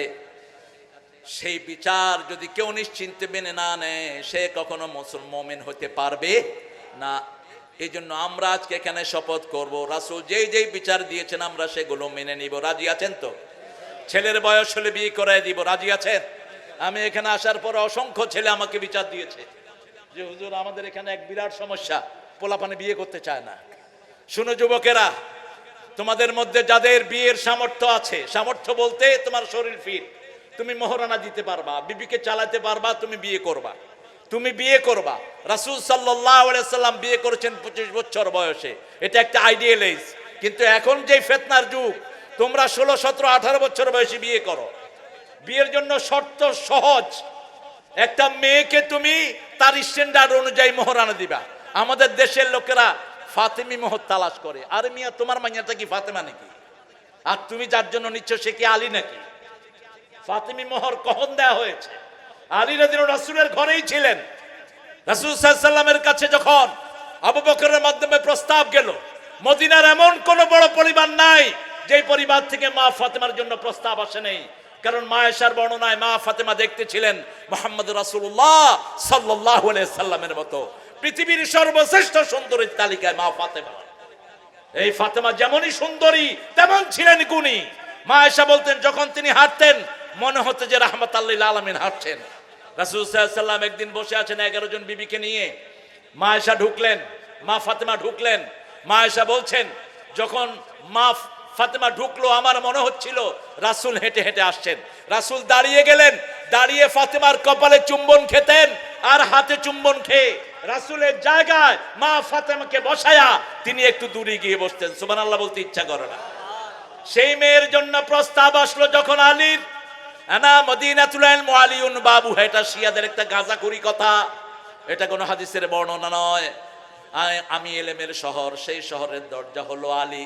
এটা আমাদের আশরাফ আলী থানবীর সেই খোদার বইতে আমরা অসংখ্যবার পড়েছি, এটা ছিল, এখন বোধহয় বাদ পড়েছে। মদিনা যদি কেউ হয় রাসূল ইলমের মদিনা, কোনো সন্দেহ নাই। কিন্তু দরজা যদি সাহাবীদের মধ্যে কেউ হতে হয়, তিনি হবেন আবু বকর। রাসূলের পরেই সাহাবীদের মর্যাদা সবচেয়ে বেশি। তার নাম কি? আরো জোরে বলেন। কাকে আল্লাহ সাহাবী বলে কোরআনে ডেকেছেন? সূরা তওবাতে শুধু আবু বকরকে আল্লাহ সাহাবী বলে ডেকেছেন। ইয ইয়াকুলু লিসাহিবিহি লা তাহজান ইন্নাল্লাহা মা'ানা। হিজরতের রাতে যখন গারে সুরের ভিতরে আবু বকরের উরুতের উপর রাসূল রেশ ফরমাচ্ছিলেন। সকালবেলায় যখন ইকরামা চলে আসলো গর্তের কাছে, আবু বকর দেখলেন ইকরামার কথা শোনা যাচ্ছে, চেহারাও কিছু কিছু দেখা যাচ্ছে। আবু বকরের চোখের উষ্ণ পানি রাসূলের মুখের উপর পড়লো। মুখের দিকে তাকালেন, রাহমাতাল লিল আলামিন বলছে, কাঁদো কেন আবু বকর? ছেলের কথা মনে পড়লো নাকি মেয়ের কথা মনে পড়লো নাকি? আবু বকর কসম খেয়ে বলছেন, যেদিন থেকে পড়েছি লা ইলাহা ইল্লাল্লাহু মুহাম্মাদুর রাসূলুল্লাহ সাল্লাল্লাহু, আপনার চেয়ে বেশি কাউকে আমি ভালোবাসি না, তবে কাঁদো কেন? ওই দেখেন ইকরামার পা দেখা যাচ্ছে, কথা শোনা যাচ্ছে। আমরা বোধহয় ধরা পড়ে গেলাম। মানুষের ঈমান যেখানে শেষ, সেখানে নবীদের ঈমান শুরু হয়। সাথে সাথে তিনি বলতেন, লা তাহজান ইন্নাল্লাহা মা'ানা। যেমন ফেরাউনের সৈন্যদেরকে যখন মূসা আলাইহিস সালামের লোকেরা দেখলো, মূসা আলাইহিস সালামের লোকেরা বলল, ইন্না লামুদরাকুন, আমরা তো ধরা পড়ে গেলাম। ঠিক সেই সময় সাইয়েদনা মূসা আলাইহিস সালাম বলছেন, ইন্না রাব্বি মা'ইয়া সায়াহদিন, আমার সাথে আমার রব আছে, তিনি আমাকে হেদায়েত দিবেন। আগুনের দিকে যখন ইব্রাহিমকে নিয়ে যাওয়া হচ্ছে, ইব্রাহিম আলাইহিস সালামকে ধোঁকা দেওয়ার জন্য শয়তান এসেছে, জিবরাইল আমিনও সাহায্যের ঝুড়ি নিয়ে এসেছেন। তিনি বললেন, ইন্নী যাহিবুন ইলা রাব্বি সায়াহদিন। কি একই কথা, বিভিন্ন ডাইমেনশনে বিভিন্ন জন বলেছেন। সাইয়েদনা মূসা বলেছেন, ইন্না রাব্বি মা'ইয়া সায়াহদিন, আমার সাথে আমার রব আছে। ইব্রাহিম বলেছেন, আমি রবের দিকে যাচ্ছি, কারণ ইব্রাহিম একাই ছিলেন উম্মত। ঠিক তেমনি ভাবে যদি সাইয়েদনা মুহাম্মদ সাল্লাল্লাহু আলাইহি ওয়াসাল্লাম কাউকে ইলমের দরজা ভাবেন, সেই দরজা হলো আবু বকর রাদিয়াল্লাহু আনহু। রাসূল সাল্লাল্লাহু আলাইহি ওয়াসাল্লাম এরপরে সূরা আল ইমরানের ভিতরে 31 নম্বর আয়াতে আল্লাহ বলছেন কিভাবে আমার নবীকে মানবা, শুনো, কুল ইন কুনতুম তুহিব্বুনাল্লাহ ফাত্তাবিউনি ইউহিব্বুকুমুল্লাহ ওয়া ইয়াগফির লাকুম যুনুবাকুম ওয়াল্লাহু গফুরুর রহিম। আল্লাহকে যে পাইতে চায়, হযরতকে ভালোবেসে, আল্লাহকে যে পাইতে চায়, আরশ কুরসি লৌহ কালাম না চাহিতে পেয়েছে সে। যুবকেরা, রাসূল সবচেয়ে বেশি ভালোবাসতেন বিবাহ। কি ভালোবাসতেন? জোরে বলেন। আল্লাহ কি ভালোবাসেন? বিবাহ। আর শয়তান ভালোবাসে কি? শয়তান ভালোবাসে তালাক। শয়তানের কাছে সবচেয়ে প্রিয় কাজ কি? তালাক। বুখারীতে একটা হাদিস এসেছে, শয়তান প্রতি রাতে সাগরের উপর একটা আসন করে। কষ্ট হচ্ছে? আহারে, টুপিটা তো গরম। এ ভালো করে এখানে বাতাস করো, আমার না, বাতাস করো। হ্যাঁ, ঠিক আছে। এলো আসল মানুষ। আল্লাহ কবুল করুক। আরো জোরে আল্লাহু আকবার, আল্লাহু আকবার। আপনাদের কষ্ট হচ্ছে নাকি? একটু গলা ছেড়ে দিয়ে বলেন না আল্লাহু আকবার। আমি মনিবের মোটরসাইকেলে চড়ে আসছিলাম, আর বলছিলাম 17 বছর আগে ফিরে গেলাম। 17 বছর মধ্যখান থেকে চলে গেছে। যারা আমাদের এই 17 বছর ছিনিয়ে নিয়েছে, আমরা তাদেরকে আল্লাহর আদালতে আসামি করব। ঠিক আছে তো? যারা আমাদেরকে কোরআন শুনতে দেয় নাই, আসামি করব কার আদালতে? আল্লাহর আদালতে। ওদের চুরির কারণে ওরে ভেগেছে। আহা, আমরা তো কিছুই করিনি। সব কিছু ফালায়া থুয়া চোরের মনে কি কথা কন না কে? এখন আমরা হইলাম পুলিশ, ওরা হলো চোর। এক পুলিশ অফিসার নারায়ণগঞ্জের ওই সময়কার বোরকা পরে পাসপোর্ট অফিসে গেছে পাসপোর্ট তুলতে। পিছনে লাইনে ছিল নারায়ণগঞ্জের আরো কিছু ছেলে, ওরা মনে করছে মহিলা। তো পাসপোর্ট অফিসার বলছে আপনার চেহারা দেখান। চেহারা উল্টানে পরে দেখে যে মোষ আছে। তো সাইডের থেকে একটা কয়, রে এরা তো নারায়ণগঞ্জের ওই ওসির মতো লাগতেছে। আরেকটা কয় সামনে গিয়ে দেখ, কয় হ। দিতে গিয়ে ধাম করা ঘুষি। এরপরে তো কিসের পাসপোর্ট, চারিদিক থেকে মোটামুটি দরাবা ইয়াদরিবু দরবান শাদীদান, একদম লাশ। এরপরে পাসপোর্ট অফিসার বলল, কি ব্যাপার, কিলান কেন? কয় নারায়ণগঞ্জের ওসি খুনি, কয় আমার পক্ষ থেকে 2টা লাথি দেন।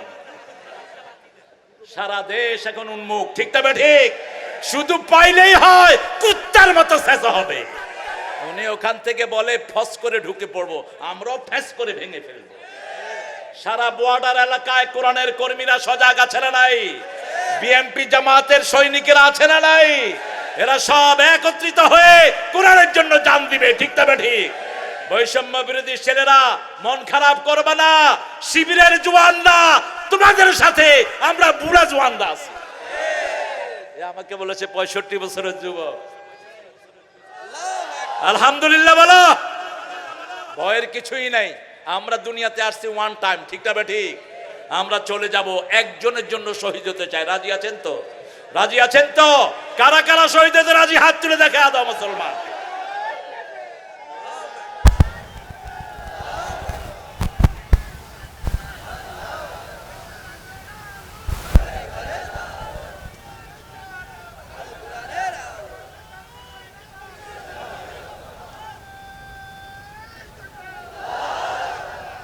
আপনাদের উপর এত রাগ কেন জানেন?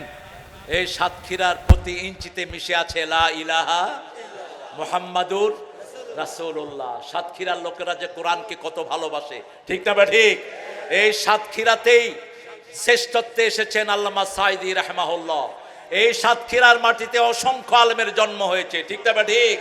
এই সাতক্ষীরাকে শাসন করেছেন শামসুর রহমানের মতো সিংহ শার্দুল। আল্লাহ তার কবরটাকে জান্নাতুল ফেরদাউস বানিয়ে দিন। প্রিন্সিপাল আব্দুল খালেক, আল্লাহ তার কবরটাকে জান্নাতুল ফেরদাউস বানিয়ে দিক। আরো যারা এখন আছে, আল্লাহ সবাইকে শক্তি যোগান দিয়ে দেন। আমরা যদি একত্রিত থাকতে পারি, আল্লাহর সাহায্য আছে না নাই? আল্লাহ বলছেন, যদি আমার ভালোবাসা পেতে চাও নবীকে অনুসরণ করবা। আমরা বললাম কতটুকু অনুসরণ করব? সূরা হাশরের 7 নম্বর আয়াতে আল্লাহ বলছেন, মা আতাকুমুর রাসূলু ফাখুযু ওয়া মা নাহাকুম আনহু ফান্তাহু। নবী যা দিয়েছেন শক্ত করে ধরো। নবী দিয়েছেন লা ইলাহা ইল্লাল্লাহু মুহাম্মাদুর রাসূলুল্লাহ সাল্লাল্লাহু। নবী মোর পরশমণি।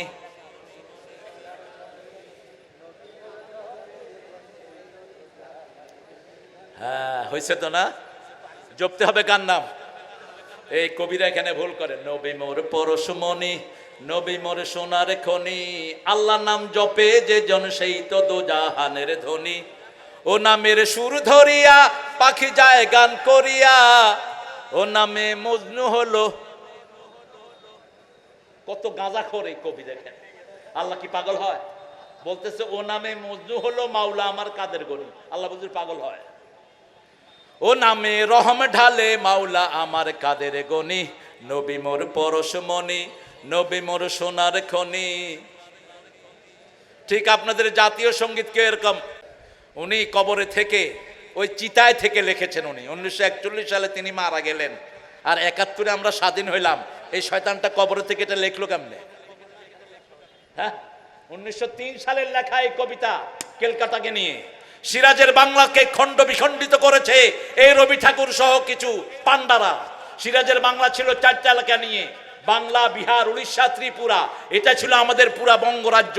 সেটাকে বলেছে মেলেচ্ছ জাতি মূর্খদেরকে শুধু বঙ্গরাজ্য দিয়ে ক্ষান্ত হও।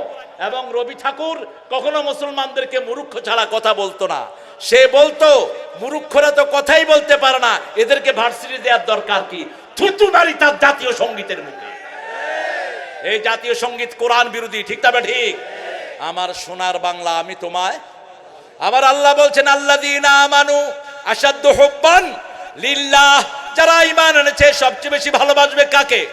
রাসূল বলেছেন, লা ইউমিনু আহাদুকুম হাত্তা আকুনা হাব্বা ইলাইহি মিন ওয়ালিদিহি ওয়া ওয়ালাদিহি ওয়ান নাসি আজমাইন। ততক্ষণ পর্যন্ত তুমি মুমিন হবে না যতক্ষণ তোমার বাপের চেয়ে, ছেলের চেয়ে, সন্তানের চেয়ে, দুনিয়ার সবার চেয়ে বেশি রাসূলকে ভালো না বাসো।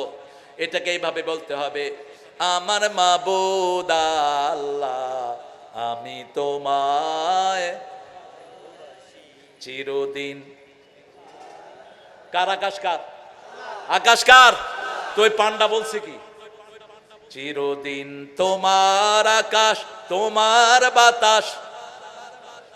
এরপরে আপনার পানে বাজায় বাসি, আল্লাহ বাসি বাজায়। হ্যাঁ, ও প্রেশার প্রেশার উঠছে। এ ঠিক আছে, আরে ধর ডাক্তারের সংখ্যা ডাক্তারের, কোরআনের মাহফিলে পেশার উঠে না। চিরদিন তোমার আকাশ, তোমার বাতাস আমার পানে, ও আল্লাহ আমার পানে নামায় রহম মাবুদ আল্লাহ, আমি তোমায় ভালোবাসি। নজরুলও চুরি করেছেন, তুমি নজরুল চুরি করেছেন আল্লামা ইকবাল থেকে। কে মোহাম্মদ से वफा तूने, ये दुनिया चीज है, ये दुनिया चीज है, लौह कलम तेरे है। হে দুনিয়ার মানুষ, মুহাম্মদ সাল্লাল্লাহু আলাইহি সাল্লামের সাথে যদি ভালোবাসা বন্ধন করো, তাহলে শুধু দুনিয়া নয়, লৌহ কলম আল্লাহ তোমাকে দান করে দিবে। নজরুল সেটা চুরি করে লিখেছেন, আল্লাহকে যে পাইতে চায় হযরতকে ভালোবেসে, আল্লাহকে যে পাইতে চায় আরশ কুরসি লৌহ কালাম না চাহিতে পেয়েছে সে। অনিন্দ সুন্দর, আল্লাহ তাকে মাফ করে দিক। আরো জোরে বলেন আমিন। যখনই কোনো তৌহিদবাদী কবি আল্লাহর প্রশংসা করে, যে কোনো সুন্দরে তারা আল্লাহকে নিয়ে আসে। আর রবি ঠাকুরের মতো যারা মুশরিক, তারা আল্লাহকে চোখে দেখে না। যেমন রবি ঠাকুর বলেছে, মরিতে চাহি না সুন্দর ভুবনে, ধন্য আমি তোমাকে বাসিয়াছি ভালো। আর নজরুল বলছে, সুন্দর ফুল সুন্দর ফল মিঠা নদীর পানি, আল্লাহ আল্লাহ তোমার মেহেরবানি, তুমি কতই দিলে রতন, ভাই বেরাদর পুত্র স্বজন, ক্ষুধা পেলে অন্ন যোগাও, মানি চাই না মানি আল্লাহ। একই কবিতার ভিতরে এক হাদিসও আছে না নাই, তোমার হুকুম তরক করি আমি প্রতি পাই, তবু আলো দিয়ে বাতাস দিয়ে বাঁচাও এ বান্দায়, শ্রেষ্ঠ নবী দিলে মোরে তরিয়ে নিতে রোজ হাসরে, পথ না ভুলি তাই তো দিলেন পাক কোরআনের বাণী, আল্লাহ তোমার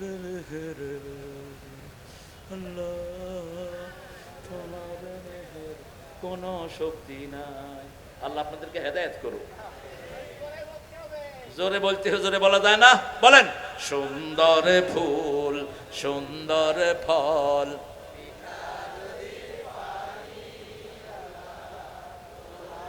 আহা কি সুন্দর কথা, আলহামদুলিল্লাহ বলেন।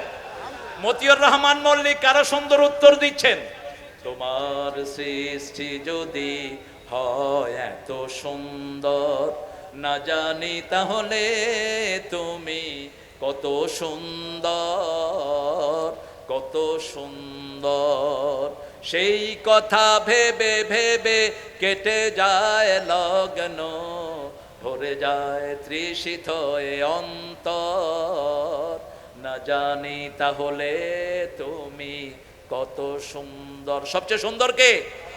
দুনিয়া সুন্দর, আসমান সুন্দর, সুন্দরে সুন্দরে পাল্লা, জানি না কত সুন্দর তুমি আল্লাহ, জানি না কত সুন্দর তুমি আল্লাহ। আল্লাহ কবুল করুক। রাসূলকে অনুসরণ করবেন তো? রাসূলের দল ছাড়া কারো দল করব না, রাজি আছেন? রাসূলের দল যে করবে সে কোথায় যাবে? জান্নাতে। রাসূলের দল যে করবে না সে জান্নাতে যেতে পারবে? রাসূল 5 ওয়াক্ত নামাজ মসজিদে পড়েছেন, আমরা মসজিদে পড়বো, ঠিক না ঠিক? রাসূল প্রতিদিন কোরআন অধ্যয়ন করেছেন, আমরা অধ্যয়ন। কিছু লোক এই সমাজের ভিতরে মায়ের খাইলো, জান দিল, জেল কাটলো, বাড়ি ছাড়লো, তাদের কাজ হলো 7টা। কয়টা? প্রথম কাজ কোরআন অধ্যয়ন, 2 নম্বর কাজ হাদিস অধ্যয়ন, 3 নম্বর কাজ ইসলামী সাহিত্য, 5 নম্বর কাজ জামাতে নামাজ। 5 নম্বর কাজ কি? জামাতে নামাজ।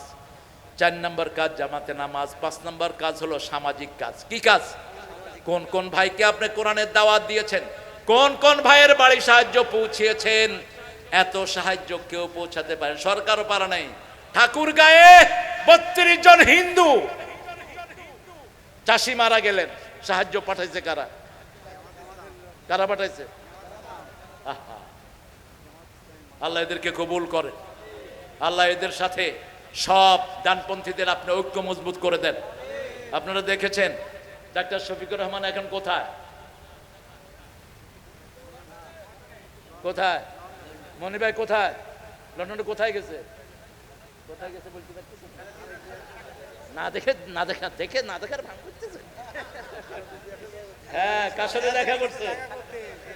কৃতজ্ঞতা, কৃতজ্ঞতা।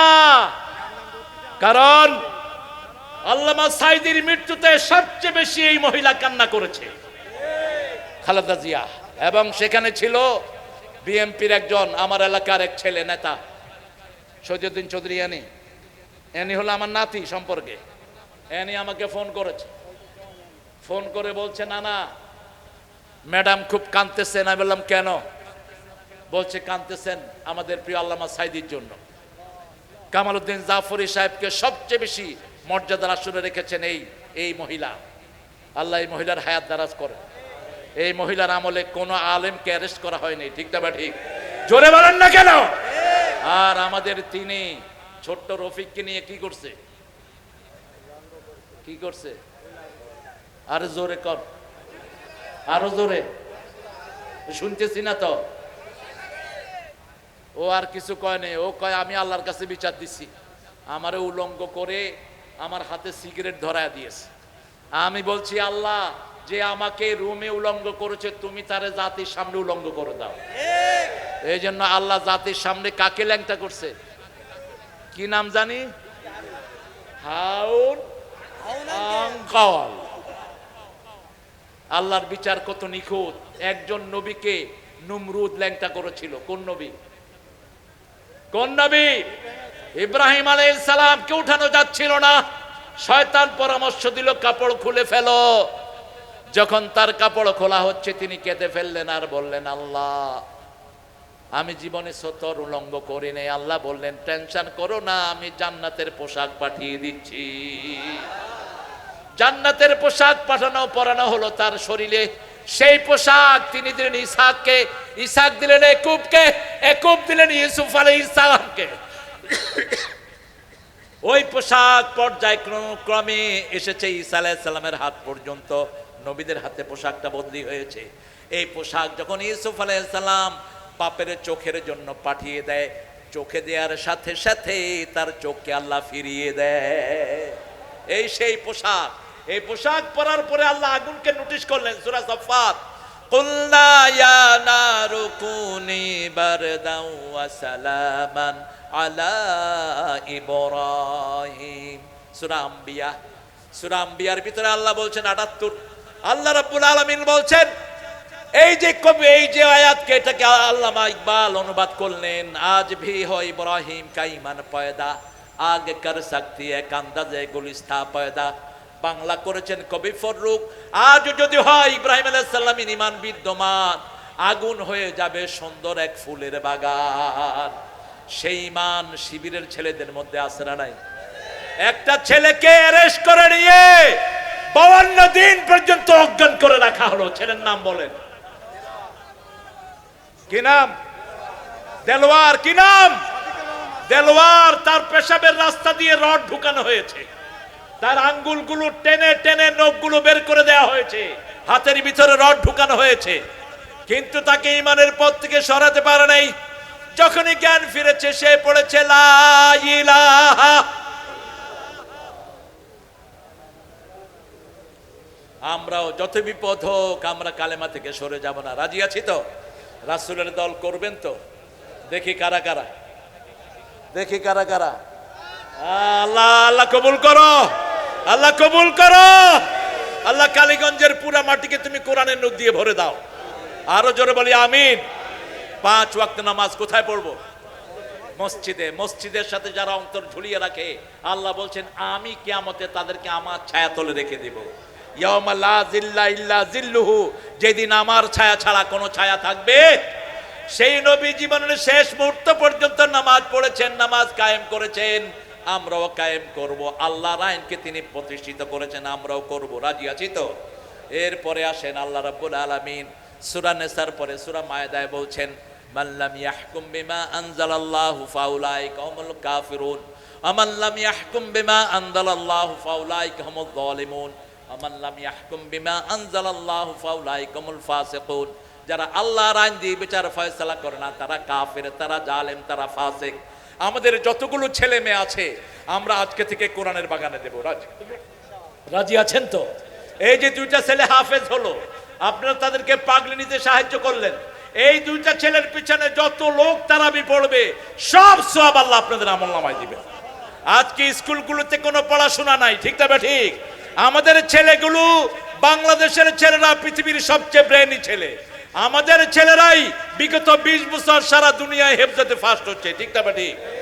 এই ছেলেগুলোকে হাতে যদি আমরা কোরআন ধরিয়ে দিতে পারি, স্কুলের ছেলেগুলো যদি কোরআন মুখস্থ করা শুরু করে, মাদ্রাসার থেকে ভালো তারা মুখস্থ করবে, ঠিক কিনা? এই দেখেন, এই কোরআনের বাগান জমিয়েছেন, এখানে অধিকাংশ কিশোর, যুবক না বুড়া? কিশোর বেশি। এই কিশোরদের কাজ নাই। এই কিশোরদের হাতে তিনি বলেছেন আমি মোবাইল ধরিয়ে দিয়েছি।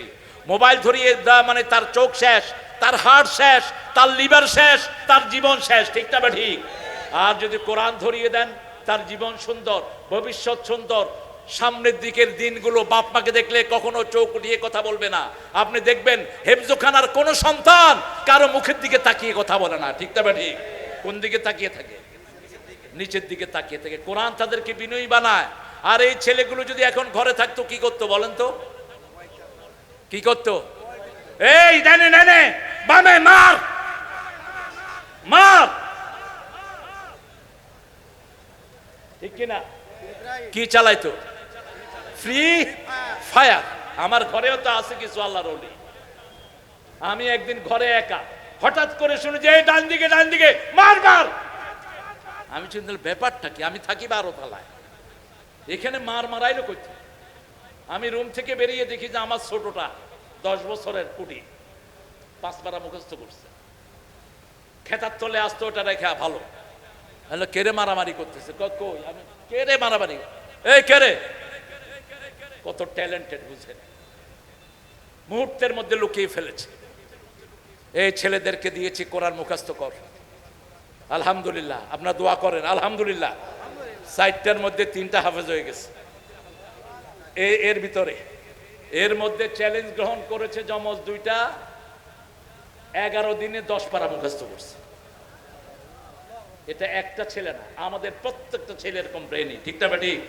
প্রত্যেকটা বাংলাদেশের ছেলে ব্রেনি, সাতক্ষীরার ছেলেরা আরো ব্রেনি।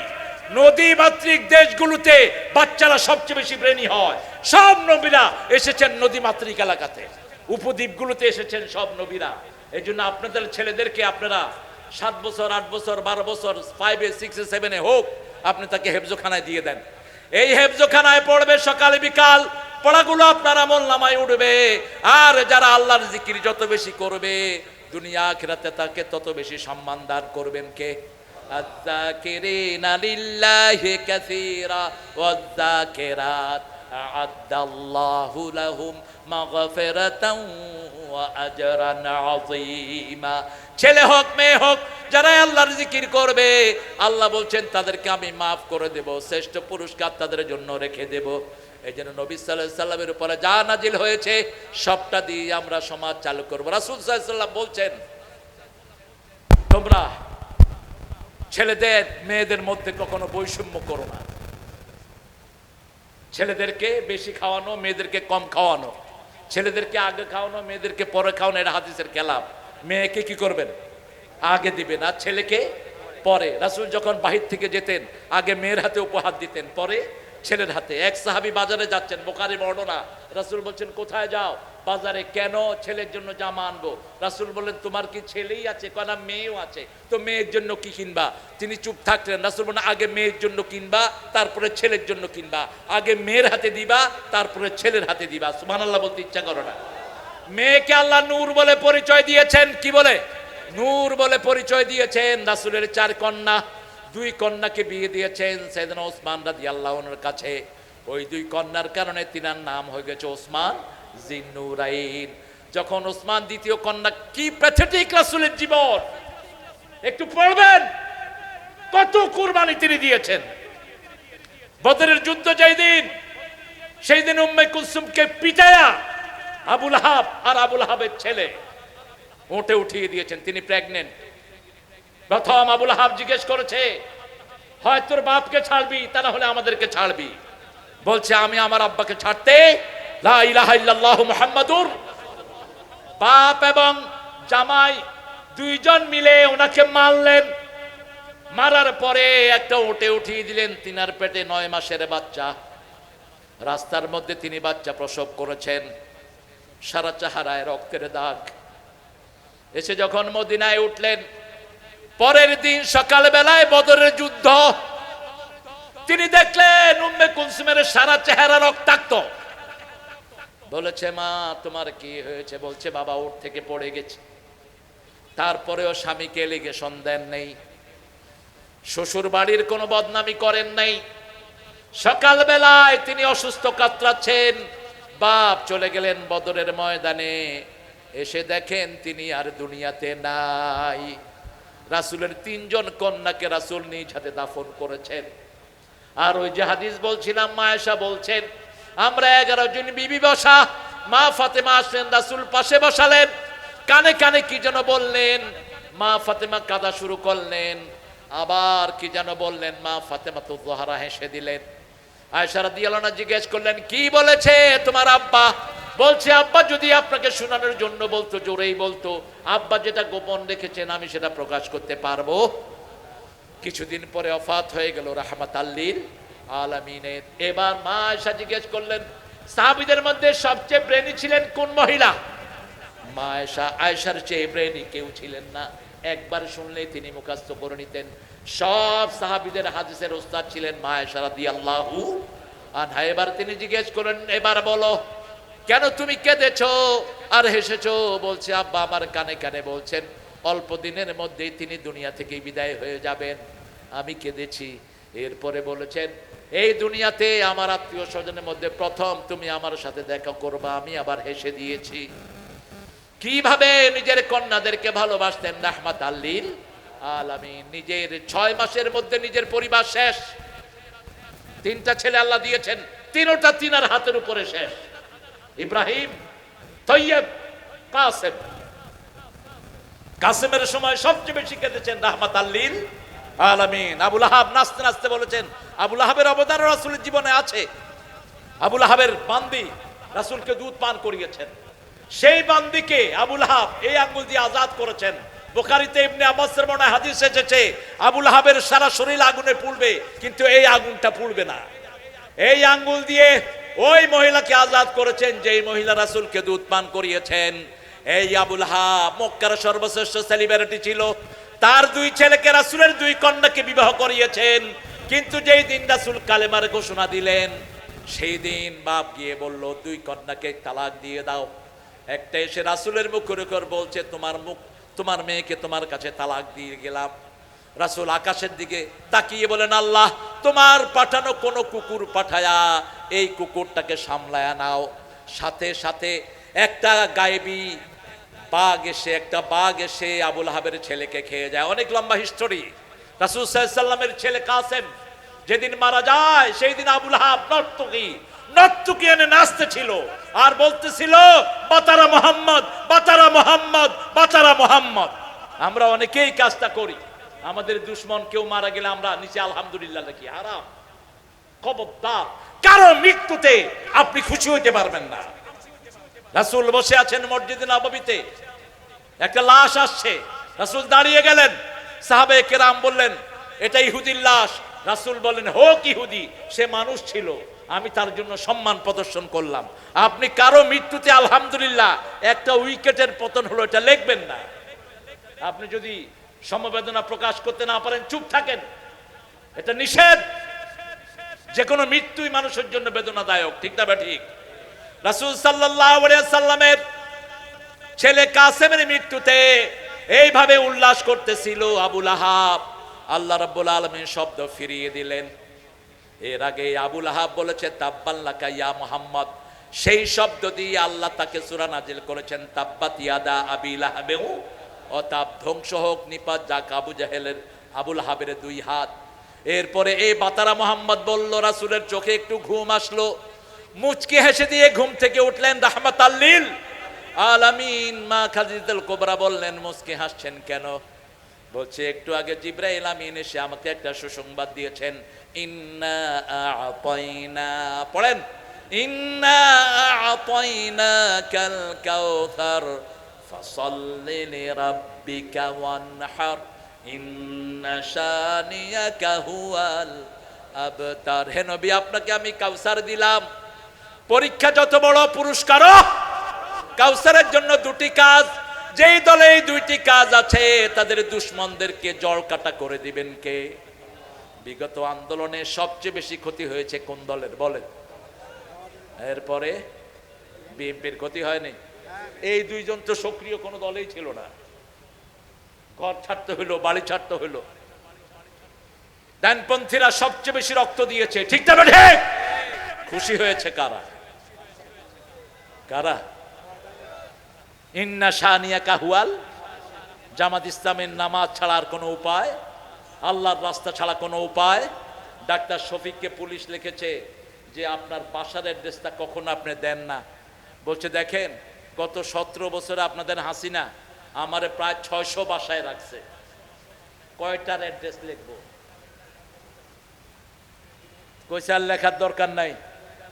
এরকম নিজের বাড়ি ছাড়া, ঘর ছাড়া লোকজন আছে না নাই? কয়টা মামলা ওনার বিরুদ্ধে বলেন তো? আমাদের প্রিয় সাতক্ষীরার দীর্ঘদিনের জিলামির কয়টা মামলার বিরুদ্ধে? 22টা। 22টা। কয়টা? 60টা। হ্যাঁ, সভাপতি কি খবর? হ্যাঁ, এই মাহফিলটা প্রতি বছর হোক, আপনারা চান তো? সবাই চান? দেখি কারা কারা চান। আল্লাহ হাতগুলো কবুল করেন। এই হাতগুলো একটু পকেটে দিয়ে দেন, আল্লাহর উপরে তাওয়াক্কুল করে। ছেলেরা যাবে, যতটুকু হাত তালেম কান, যতটুকু পারেন আপনারা দিবেন। আব্দুর রাজ্জাক সব ছেলেদেরকে নিয়ে এই প্রোগ্রামটা করে, অত্যন্ত ব্যালেন্স লোক সে। আমরা ইনশাল্লাহ তাদেরকে সহযোগিতা করব। আর রাসূল সাল্লাল্লাহু আলাইহি ওয়াসাল্লাম সবচেয়ে বেশি পছন্দ করতেন কাকে বলেন? 3টা জিনিস রাসূলের সবচেয়ে প্রিয়। প্রথম সুগন্ধি, 2 নম্বর মেয়ের জাতি, মায়ের জাতি, 3 নম্বর জুয়েলাত কুররাত আইনি ফিস সালাত, আমার চক্ষু শীতলকারী হলো নামাজ। নামাজ, ওই যে বুখারী একটা হাদিস বলছিলাম, শয়তান পানিতে একটা সিংহাসন গাড়ায়। সারা দিনের শেষে যারা যেই কাজ করেছে শয়তান তাদেরকে ডাকে, তুমি কি করেছো? আমি গ্রামবাসীর মধ্যে ঝগড়া লাগিয়েছি। যাও, তুমি কিছুই করো নাই। তুমি কি করেছো? আমি বাপ পুতের মধ্যে কিলি লাগাইছি। যাও, তুমি কিছু করো নাই। তুমি কি করেছো? আমি পুলিশ দিয়ে নিরীহ মানুষের উপর কিল খাওয়াইছি, কিচ্ছু করো নাই। শেষে একজন আসবে, তুমি কি করেছো? আমি স্বামী স্ত্রীর মধ্যে ঝগড়া লাগায়া তালাক পর্যন্ত নিয়ে গেছি। শয়তান বলবে, আমার বুকে আয়, তুই আমার বুকে আয়, তোর চেয়ে ভালো কাজ আজকে কেউ করে নাই। আমার যুবকেরা, তোমরা যত বেশি বিয়ে করবা তত বেশি সমাজ স্থিতিশীল হবে। রাসূল বলছেন, বিয়ে করলে চোখটা অবনত হয়, মানুষের যৌবনগুলো স্থিতিশীল হয়, ঈমান পরিপূর্ণ হয়, ঠিক না বা ঠিক? এই জন্য যুবকেরা, তোমাদের যাদের সামর্থ্য আছে তোমরা বিয়ে করো। আর মেয়েদের বিবাহ সহজ করবেন। আপনি 4টা জিনিস দেখবেন, দিনদারি দেখবেন, পরিবার দেখবেন, মাল দেখবেন, সৌন্দর্য দেখবেন। কিন্তু যদি দিনদারি পান, বাকি কোনোটাকে গুরুত্ব দিবেন না। রাসূল বলেছেন, দিনদারিকে বেশি গুরুত্ব দাও, বেশি গুরুত্ব দাও, বেশি গুরুত্ব দাও, ঠিক না বা ঠিক? সেই রাসূল বলছেন, পৃথিবীতে 3টা জিনিস যার কাছে সর্বশ্রেষ্ঠ নিয়ামত আল্লাহ তাকে দিয়েছেন।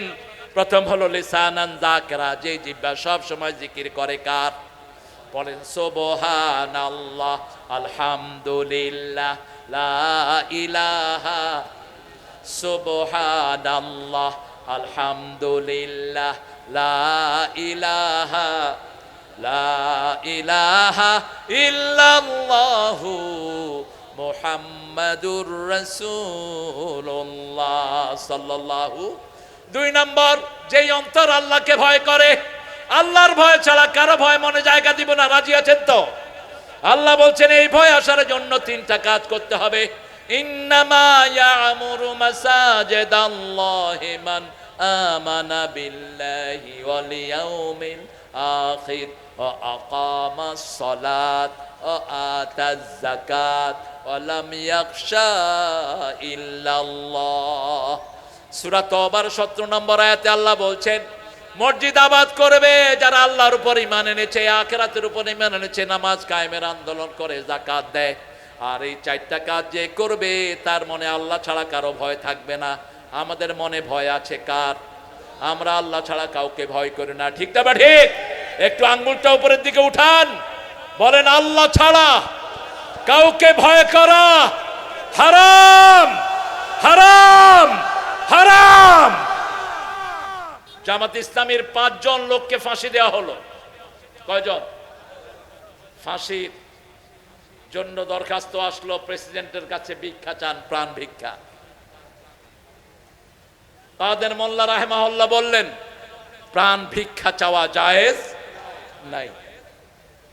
কাদের মোল্লা রাহিমাহুল্লাহকে 3 ঘন্টা আগে বলা হলো আপনার ফাঁসি হবে 3 ঘন্টা পর, তিনি বলেন আলহামদুলিল্লাহ। জল্লাদেরা বলছে ফাঁসির কথা শুনে আলহামদুলিল্লাহ বলছে, আমাদের জীবনে আমরা শুনি নাই। তিনি বলেন এই সময়টার জন্যই 50-60 বছর ধরে আল্লাহর কাছে মুনাজাত করতেছে। তিনি নামাজ পড়লেন, সুন্দর করে ওযু গোসল করে নামাজ পড়লেন, ফাঁসির কাষ্ঠের দিকে যাচ্ছেন। জল্লাদ হাত ধরল, তিনি বললেন হাত ছেড়ে দাও, ওটা ফাঁসির কাষ্ঠ নয়, ওটা জান্নাতের সিঁড়ি। মতিউর রহমান নিজামীকে একই কথা বলা হলো, তিনিও আলহামদুলিল্লাহ বললেন, মুচকে হাসি দিলেন। তারা বলল কেন হাসছেন, 3 ঘন্টা পরে আপনার মৃত্যু। তিনি বলছেন এটার জন্যই আল্লাহর কাছে বিগত 60 বছর ধরে মুনাজাত করছি। গোসল করলেন, সুন্দর করে নামাজ আদায় করলেন, ছেলেকে জিজ্ঞেস করলেন কি কাপড় পরবো। ছেলে বলেন আল্লাহ সুন্দর সুন্দর কাপড় পরেন, সাদা পায়জামা, সাদা পাঞ্জাবি, মাথায় সাদা টুপি। নিয়ে যাওয়া হচ্ছে ফাঁসির দিকে নেওয়ার জন্য। এই নিয়ে যাও। আপনাদের কষ্ট হচ্ছে বোধহয়, মোনাজাত দিয়ে দেই? হ্যাঁ, আহারে আমি অনেক সময় পেয়েছি, আমি এতদিন এখানে আসি, এত সময় পাইনি। আমাদের প্রিয় মানুষটিকে, আমাদের প্রিয় মানুষের জন্য দোয়া করবেন, আল্লাহ তার হায়াত দারাজ করে দিন, আল্লাহ তার জীবনের গুনাহগুলো মাফ করে দিন। আরে জোরে বলেন না আমিন। কারো জন্য আমিন বললো তা আগে নিজের জন্য কবুল হয়, বলেন আমিন। আমরা শহীদ হতে চাই তো? চান তো শহীদ হতে? হাত তুলে দেখে দেন আরেকবার।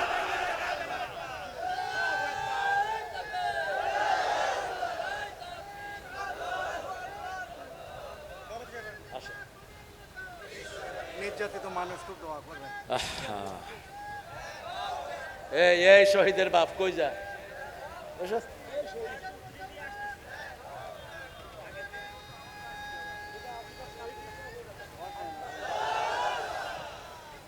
মুহাম্মাদুর রাসূলুল্লাহ সাল্লাল্লাহু।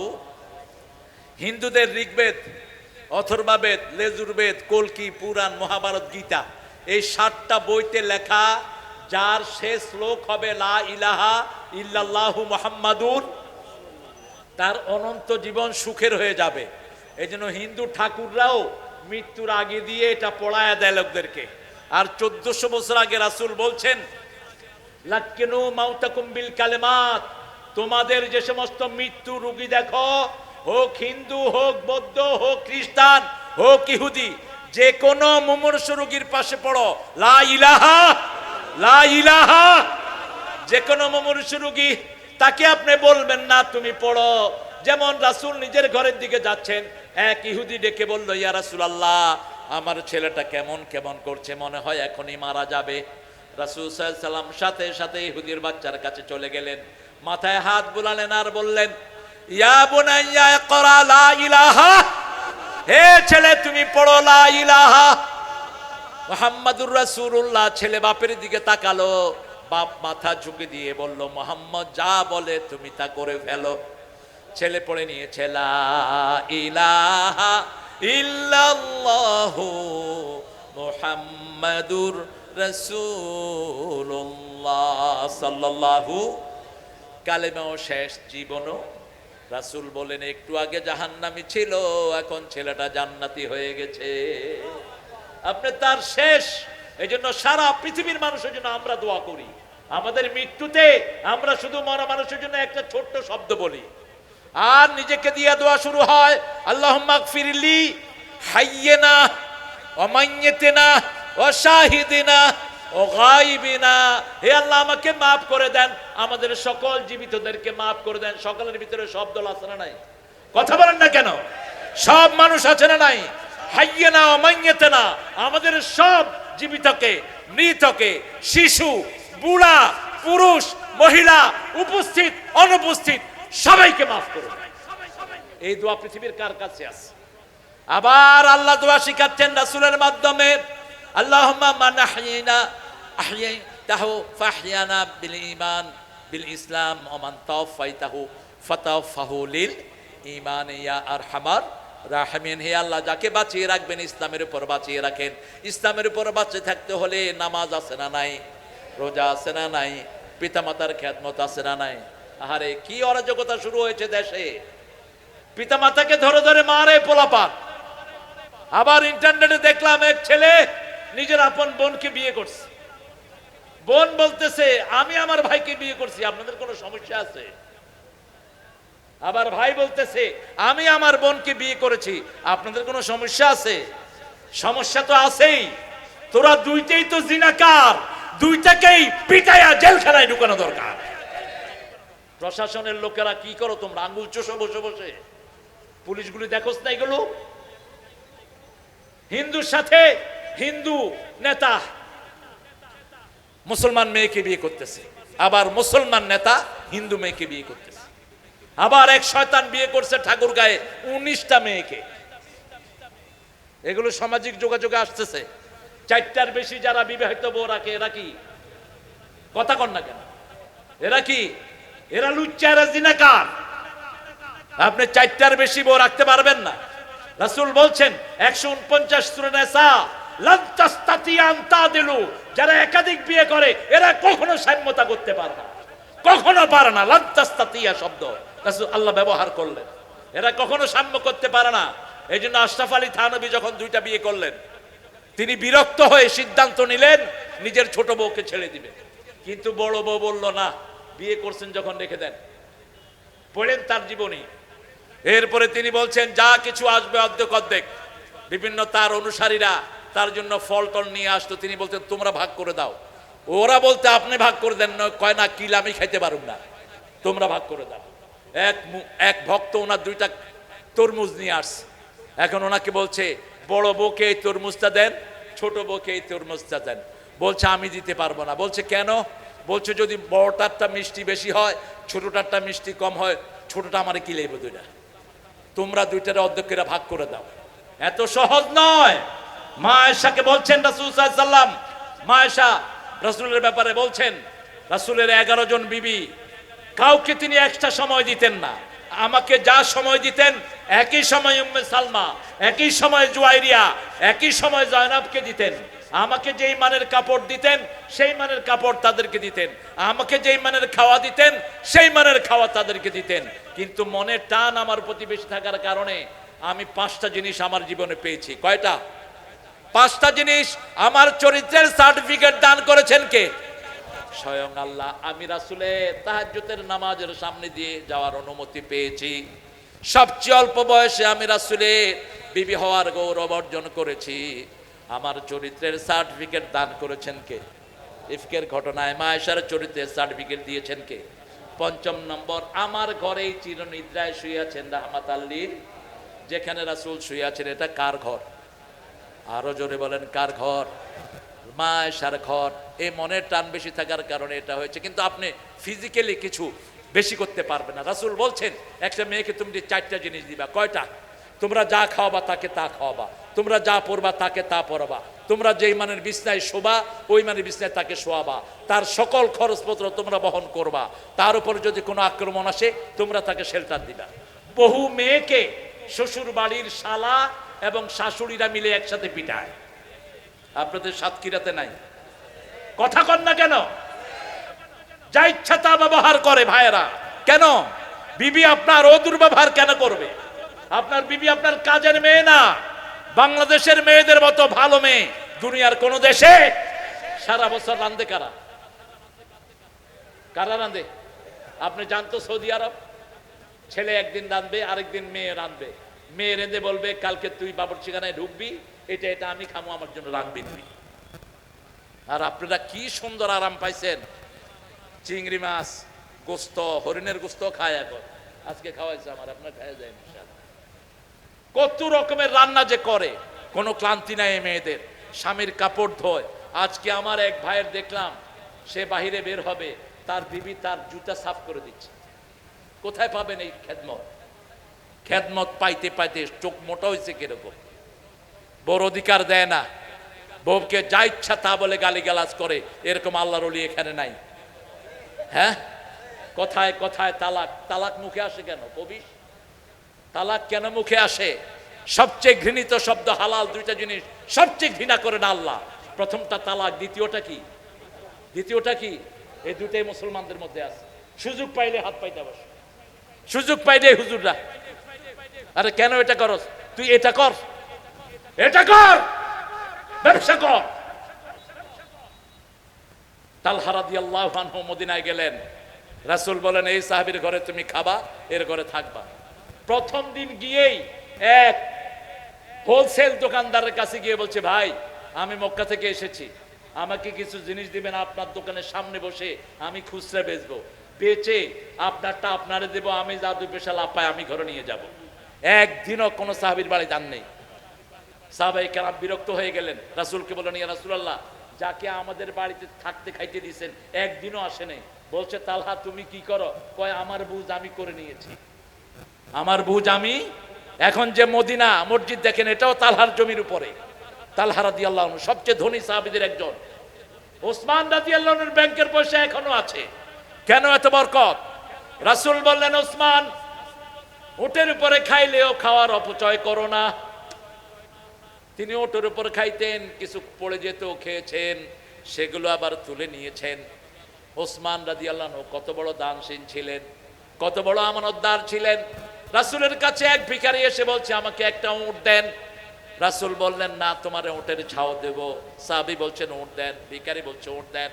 রাসূল বলছেন উটের ছাও দেব। ওই ভিখারির মন খারাপ। ভিখারি বলছে, রাসূল বলছে মন খারাপ কেন? বলছে চাইলাম উট দিবেন ছাও। রাসূল বললেন সব উটই তো কোনো না কোনো উটের ছাও। যেমন আমরা এখন বুড়ো হয়ে গেছি, আমাদের বাপ মা আছে না নাই, তো আমরা তো কারো না কারো ছাও। রাসূল কি সুন্দর মজাক করলেন, ওসমানের কাছে পাঠিয়ে দিলেন, যাও সাল্লিম আলা ওসমান, ওসমানকে গিয়ে সালাম দিয়ে বলো তোমারে একটা উট দেওয়ার জন্য। ওসমান রাদিয়াল্লাহু আনহুর কাছে গেলেন, গিয়ে দেখেন যে ওসমান পিঁপড়ার পিঠে থাপড় মেরে গম নিয়ে নিচ্ছে। ভিখারি কয় জীবনে ভিক্ষুক দেখছি, কিপটা দেখছি, এরকম কিপটা আমার বাপেও দেখে নেই। দৌড়ায় গেছে রাসূলের কাছে, বলছে রাসূল কার কাছে পাঠাইছেন? কয় ইকরা আলাইহি সালামি, তাকে আমার সালাম দাও। এবার গিয়ে দেখে দৌড়িয়ে তুলা কালেকশন করতেছে। কয় হুজুর আমার পক্ষে সম্ভব না। বলছে আগে সালাম দাও। সালাম দেওয়ার পরে তিনি দাঁড়ালেন, বলছেন জি বলেন। রাসূল সাল্লাল্লাহু আলাইহি ওয়াসাল্লাম নিশ্চয়ই আপনাকে পাঠিয়েছেন, আমাকে একটা উট দেন। কয় আমার আস্তাবল থেকে যে উটটা আপনার ভালো লাগে নিয়ে যান। ভিখারি কয় একটাও ভালো লাগে না। এরকম ভিক্ষুক আমরা পাইলে 3টা লাথি দিতাম আগে, ভিক্ষুকের চামড়া উঠায় ফেলতাম, ঠিক কিনা? কিন্তু রাসূল সাল্লাল্লাহু আলাইহি ওয়াসাল্লামের কাছে যা চাইতেন তিনি তাই দিতেন। তা যদি না পারতেন বলতেন আবার চাও, আবার চাও, আবার চাও। কিছু দিতে না পারলে তার জামাটা সেলাই করে দিতেন রাহমাতাল লিল। এবার ওসমান বললেন অপেক্ষা করো, যেমন শ্বশুর তেমন জামাই, দুইজনই জান্নাতের ইমাম। অপেক্ষা করো, আমার ব্যবসায়ী নোটগুলো আসতেছে। ব্যবসায়ী নোট 7-8টা, সবগুলো একসাথে চলে, পিঠে ব্যবসায়ীর মাল। এখন প্রথমটা ধরে ভিক্ষুক টান দিয়েছে, সবগুলো চলে যাচ্ছে। মাহু যত পিটায় ফিরে না। এবার ওসমানকে জিজ্ঞেস করা হলো, ওসমান রাদিয়াল্লাহু আনহু ভিক্ষুক প্রথম ওট ধরে টান দিয়েছে, এখন সব চলে যাচ্ছে। ওসমান রাদিয়াল্লাহু আনহু বললেন সবগুলো তাকে দান করে দাও। এখন ভিক্ষুক দিছে দৌড়, ওসমান ধরে আনলেন। দৌড়াস কেন? আপনার কাছে ভিক্ষুক হাত পাতলো, যদি 1000 টাকার নোট দেন কি করবে ভিক্ষুক? ভিক্ষুক দৌড় মারবে, বোধহয় এর পিছনে কি আছে, মাইটের আছে বোধহয়। বললেন শুনো দৌড়াও কেন? কয় বুঝলাম না আপনার হিসাব। পিঁপড়া গম টেনে নেয় সেটা আপনার পছন্দ হয় না, বাতাস তুলা উড়িয়ে নেয়, আপনার পছন্দ হয় না। ওসমান রাদিয়াল্লাহু বলেন, এই গমের মালিক হলো জনগণ, আমি পাহারা দেওয়ার জন্য আছি। আমার সামনে যদি একটা গম চুরি হয়, কিয়ামতের ময়দানে আমাকে চোরের কাতারে দাঁড়াতে হবে, আসামির কাঠগড়ায় দাঁড়াতে হবে। জনগণের তুলা আমি যদি রক্ষা না করি, আমাকে আসামের কাঠগড়ায় দাঁড়াতে হবে। একজন লোক রশি চুরি করেছে, রাসূল বলছেন যে রশি চুরি করেছে তার উপরে আল্লাহ লানত। একটা লোক ঝাড়ু চুরি করেছে, রাসূল বলছেন তার উপর আল্লাহ লানত। আর আমাদের বিগত সরকার 28 লক্ষ কোটি দেশের টাকা বিদেশে পাচার করেছে, কত বড় গজব তার উপরে আল্লাহ চিন্তা করেন। একটা ঝাড়ু চুরি করেছে, একটা রশি, রাসূল বলছেন রশি যে চুরি করেছে তার উপর আল্লাহ লানত। বুখারী আরেকটা হাদিস আছে, আমি বলছি। কারকারা, কি নাম বললাম? কারকারা, কি নাম? কারকারা রাসূলকে পাহারা দিতেন বিভিন্ন সময়, রাসূলের জিনিসগুলো রাখতেন। কারকারা হাজমাত, খাদমাত, কারকারা মারা গেছেন। রাসূলকে বলা হলো কারকারা মারা গেছেন। রাসূল সাল্লাল্লাহু আলাইহি ওয়াসাল্লাম একটু পরে বললেন কারকারা জাহান্নামী। লোকেরা চিন্তা করলো রাসূলের সাথে থাকতো, রাসূলকে পাহারা দিতে, কেমনে জাহান্নামী হয়। কিন্তু রাসূলের কথা এমন সত্য, কালকের সূর্য ওঠা মিথ্যা হতে পারে, রাসূলের কথা মিথ্যা হওয়া সম্ভব। সাহাবায়ে কেরাম খোঁজা লাগলেন, খুঁজতে খুঁজতে দেখে বাইতুল মালের একটা জামা কারকারা না বলে নিয়েছে, সেই জামাটা আগুন হয়ে তাকে জ্বালিয়ে দিচ্ছে। বাংলাদেশের কোন মন্ত্রিত্ব শেষের পরে সরকারের কাছে টাকা জমা দিয়ে গেছে? কোন মন্ত্রী বলেন? আরো জোরে বলেন। যত টাকা ছিল সব কোথায় জমা দেয়? সরকারি ফান্ডে। আরেকজন মেয়র পেয়েছি পীরগঞ্জ, দিনাজপুরে। কি আল্লাহর ওলি মেয়র ছিলেন তিনি, একটা ঘর নাই। মেয়র ছিলেন, 70 লক্ষ টাকা বেঁচে গেছে, সব নিয়ে ডিসির অফিসে জমা দিয়ে এসেছেন। মুফতি আবু সাইদ জিকর গাছা, এই দুনিয়াতে থাকার মতো তার একটা ছোট্ট ঘর নাই। যশোর 2 এমপি ছিলেন। এরকম বহু আল্লাহর ওলি আপনাদের আশেপাশে আছে না নাই? কথা বলেন না কেন? আমরা ভালো মানুষের সাথে থাকবো, আমরা ডানপন্থীদের সাথে থাকবো, রাজি আছি তো? রাসূল সাল্লাল্লাহু আলাইহি ওয়াসাল্লামের ব্যাপারে আল্লাহ চূড়ান্ত কথা বলছেন, মুহাম্মাদুর, পড়েন, মুহাম্মাদুর রাসূলুল্লাহ ওয়াল্লাযীনা মাআহু আশিদ্দাউ আলাল কুফফারি রুহামাউ বাইনাহুম তারাহুম রুকআন সুজদান ইয়াবতাগুনা ফাদলাম মিনাল্লাহি ওয়া রিদওয়ানা। যারা রাসূলের সাথে থাকতে চায়, আপনারা থাকতে চান তো? থাকতে চান তো? আল্লাহ কবুল করুন।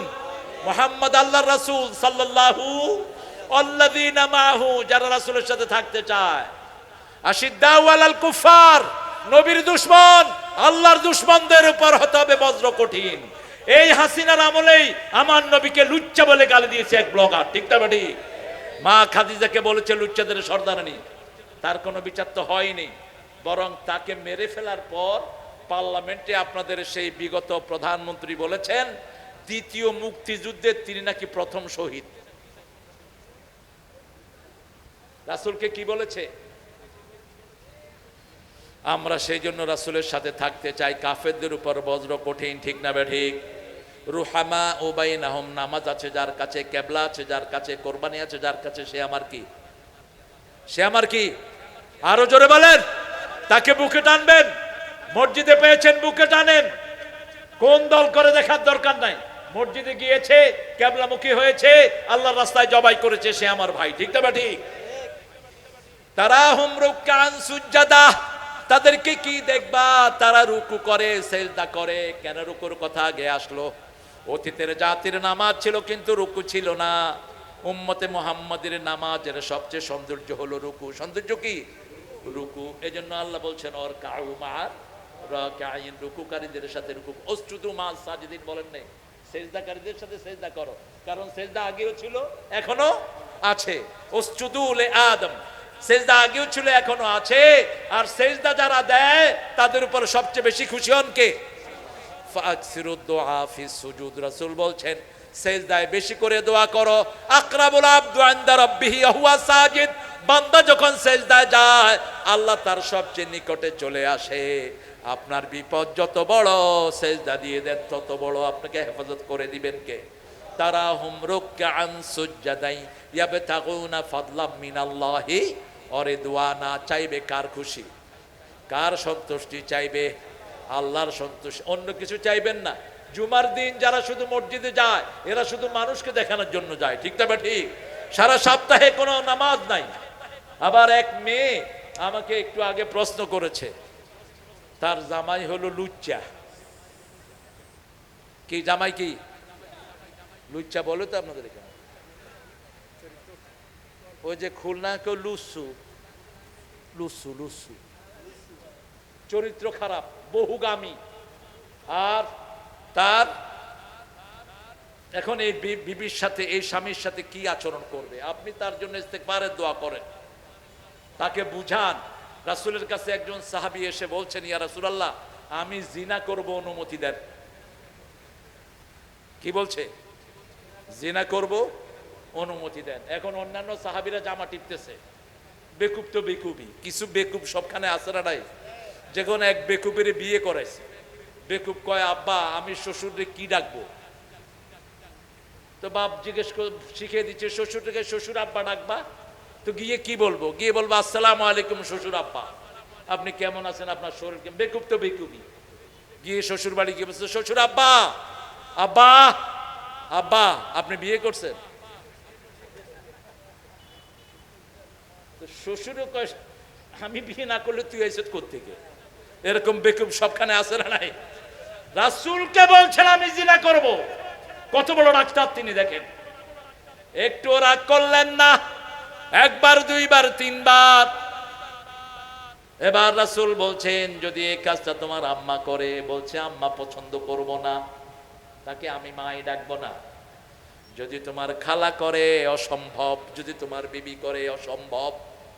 যদি তোমার বোন করে, না, কারো জন্য এটা আমি পছন্দ করি না। এবার রাসূল কথা ঘুরিয়ে বললেন, যার সাথে তুমি এই বাজে কাজের চিন্তা করেছো সেই মহিলা তো কারো না কারো মা হতে পারে, কারো না কারো খালা হতে পারে, কারো না কারো বোন হতে পারে, কারো না কারো মেয়ে হতে পারে, ঠিক না ঠিক? তার জন্য কিভাবে তুমি এই কাজটা পছন্দ করলে? সাহাবী কেঁদে ফেলেন আর বলেন, ইয়া রাসূলুল্লাহ, এরকম বাজে কাজ আমি আর কখনো চিন্তা করব না। আপনি ভাইকে সুন্দর করে বুঝান, আপনার স্বামীকে বুঝান, আপনার স্বামীকে আপনি সময় দেন। যেমন ফেরাউনের জন্য মৃত্যুর আগ পর্যন্ত আসিয়া দোয়া করেছেন, নাজ্জিনি মিন ফেরাউন ওয়া আমালি, হে আল্লাহ, ফেরাউন এবং তার আমল থেকে আমাকে আপনি নিষ্কৃতি দেন। আর বলেছেন, আবলিনি বাইতান ইনদাকা ফিল জান্নাহ, সূরা তাহরিম, হে আল্লাহ, আমার জন্য আপনি আপনার কাছে জান্নাতে একটা ঘর বানায়া দেন। আল্লাহ বলেন, ও আসিয়া, তোমার দোয়া আমি শুধু কবুলই করলাম না, যখন আসিয়ার গায়ে লোহার চিরুনি দিয়ে শরীরের গোস্তগুলো টেনে টেনে খুলে ফেলা হচ্ছে, সেই সময় আসিয়া আল্লাহর কাছে হাত তুলেন, আপনি নিবাইতেন ইনদাকা ফিল জান্নাহ, হে আল্লাহ, আমার জন্য আপনার কাছে একটা ঘর বানায়া দেন। আল্লাহ বললেন, শুধু দোয়াটা কবুল করলাম না, কিয়ামত পর্যন্ত আমার কাছে তোমার জন্য ঘর বানায়া দিলাম। আর এই দোয়াটা যেন কিয়ামত পর্যন্ত মানুষ করতে পারে, সেই জন্য কোরআন শরীফে এই দোয়া তুলে দিয়েছেন কে? মালিক তুমি জান্নাতে তোমার কাছে আমায় একটা ঘর বানিয়ে দিও। শুনছেন না গানটা? শুনছেন না? এটা এই আয়াতেরই অনুবাদ। তো সেই জন্য আমরা যারা যেই কয়দিন বাঁচবো, আমরা রাসূলের কথা মেনে আমরা চলবো ইনশাআল্লাহ। আল্লাহ বলছেন, ওয়ামা ইয়ানতাকু আনিল হাওয়া, সূরা নজমের 4 নম্বর আয়াত, ওয়ামা ইয়ানতাকু আনিল হাওয়া ইন হুয়া ইল্লা ওয়াহয়ুন ইউহা। তিনি কখনো নিজের মন থেকে কথা বলতেন না, যা বলতেন কার কথা? আল্লাহর কথা। ওহী আসলেই কথা বলতেন রাহমাতাল লিল। রাসূলকে পাগল বলেছে, রাসূল উত্তর দেন নাই। জামাতের নেতাদেরকেও পাগল বলা বোধহয় হয়নি। কথা কন না কেন? আল্লামা সাইদিকে দেওয়া হলো জিনার মামলা। তাজুল ইসলাম ওই মেয়েটাকে ডেকে আনলো কোর্টে, মা তোমার শ্লীলতাহানি করেছে কে? বলছে সাইদি। দেখতে কেমন? আলকাতরা। মা তোমার জন্ম কবে? 1975। ঘটনা ঘটেছে কবে? কথা কন না কেন? যখন প্রকাশ হয়ে গেল তাজুলকে 1 সপ্তাহ পিটানো হলো, আর কোর্টে উঠতে দেয়া হলো না তাজুলকে। এখন সেই তাজুল চিফ প্রসিকিউটর হয়েছে। গাজী আবু বকর রামপালের, আপনাদের এই কালীগঞ্জ আসতো, আমার 3 দিনের প্রথম দিন সে থাকতো, দ্বিতীয় দিন মুফতি আব্দুল সাত্তার, শেষ দিন থাকতাম আমি। তাকে বাড়ি থেকে যাওয়ার সময় গুলি করে খুনিরা হত্যা করেছে। তার ছেলেও এখন চিফ প্রসিকিউটর। আল্লাহ যদি কাউকে বাড়ায়, দুনিয়ার মানুষ তাকে কমাতে পারে না। আল্লামা সাইদির এই শোকে রফিক সাইদি আপনাদের এখানে আসছে কিনা? এই রফিক সাইদি হার্ট অ্যাটাক করে ওই কোর্টে দুনিয়া থেকে বিদায় হয়। কতটা যন্ত্রণা তিনি সহ্য করেছেন। আল্লাহ তার কবরটাকে জান্নাতুল ফেরদাউস বানিয়ে দেখ। আরো চিৎকার করে বলি আমিন। রাসূল সাল্লাল্লাহু আলাইহি ওয়াসাল্লামের সাথে আমরা থাকতে চাই, রাসূলের দল ছাড়া কারো দল আমরা করব? আমার আল্লাহ বলেছেন যারা রাসূলের সাথে থাকবে, আল্লাযীনা মাআহু আশিদ্দাউ আলাল কুফফারি রুহামাউ বাইনাহুম তারাহুম রুকআন সুজদান ইয়াবতাগুনা ফাদলাম মিনাল্লাহি রিদওয়ানা সীমাহুম ফি উজুহিহিম মিন আসারিস, তাদের চেহারার ভিতরে সেজদার চিহ্ন থাকবে। অনেকে কপাল ঘষে, এইভাবে কপাল ঘষে দাগ লাগানোর কিছু নাই। কালো মানুষের তো যত ঘষেন দাগ পড়বে না। চেহারায় থাকবে সেজদার চিহ্ন। কিসে? এটা একমাত্র চিনবেন কে? আল্লাহ চিনবেন, আপনার চেনার উপায় নাই। কিন্তু আপনি দেখবেন যারা নামাজ পড়ে তাদের চেহারা আর বেনামাজির চেহারার মধ্যে আকাশ পাতাল পার্থক্য আছে না নাই? নামাজিদের চেহারা দিন দিন কি হয়, কি হয়? আজকের বিজ্ঞান বলছে যারা শেষ রাতে ঘুম থেকে উঠে এদের সবগুলো অর্গান অটোমেটিক ভালো হয়ে যায়, এদের জীবনী শক্তি বেড়ে যায়, এদের শক্তি থাকে, এদের খেতে ভালো পায়, এরা সব কিছু এতে সতেজ থাকে। আলহামদুলিল্লাহ বলেন। রাসূল সাল্লাল্লাহু আলাইহি ওয়াসাল্লাম সব সময় এশার পরে শুইতেন, আর ঠিক রাতে 3টার সময় 2টার সময় উঠতেন।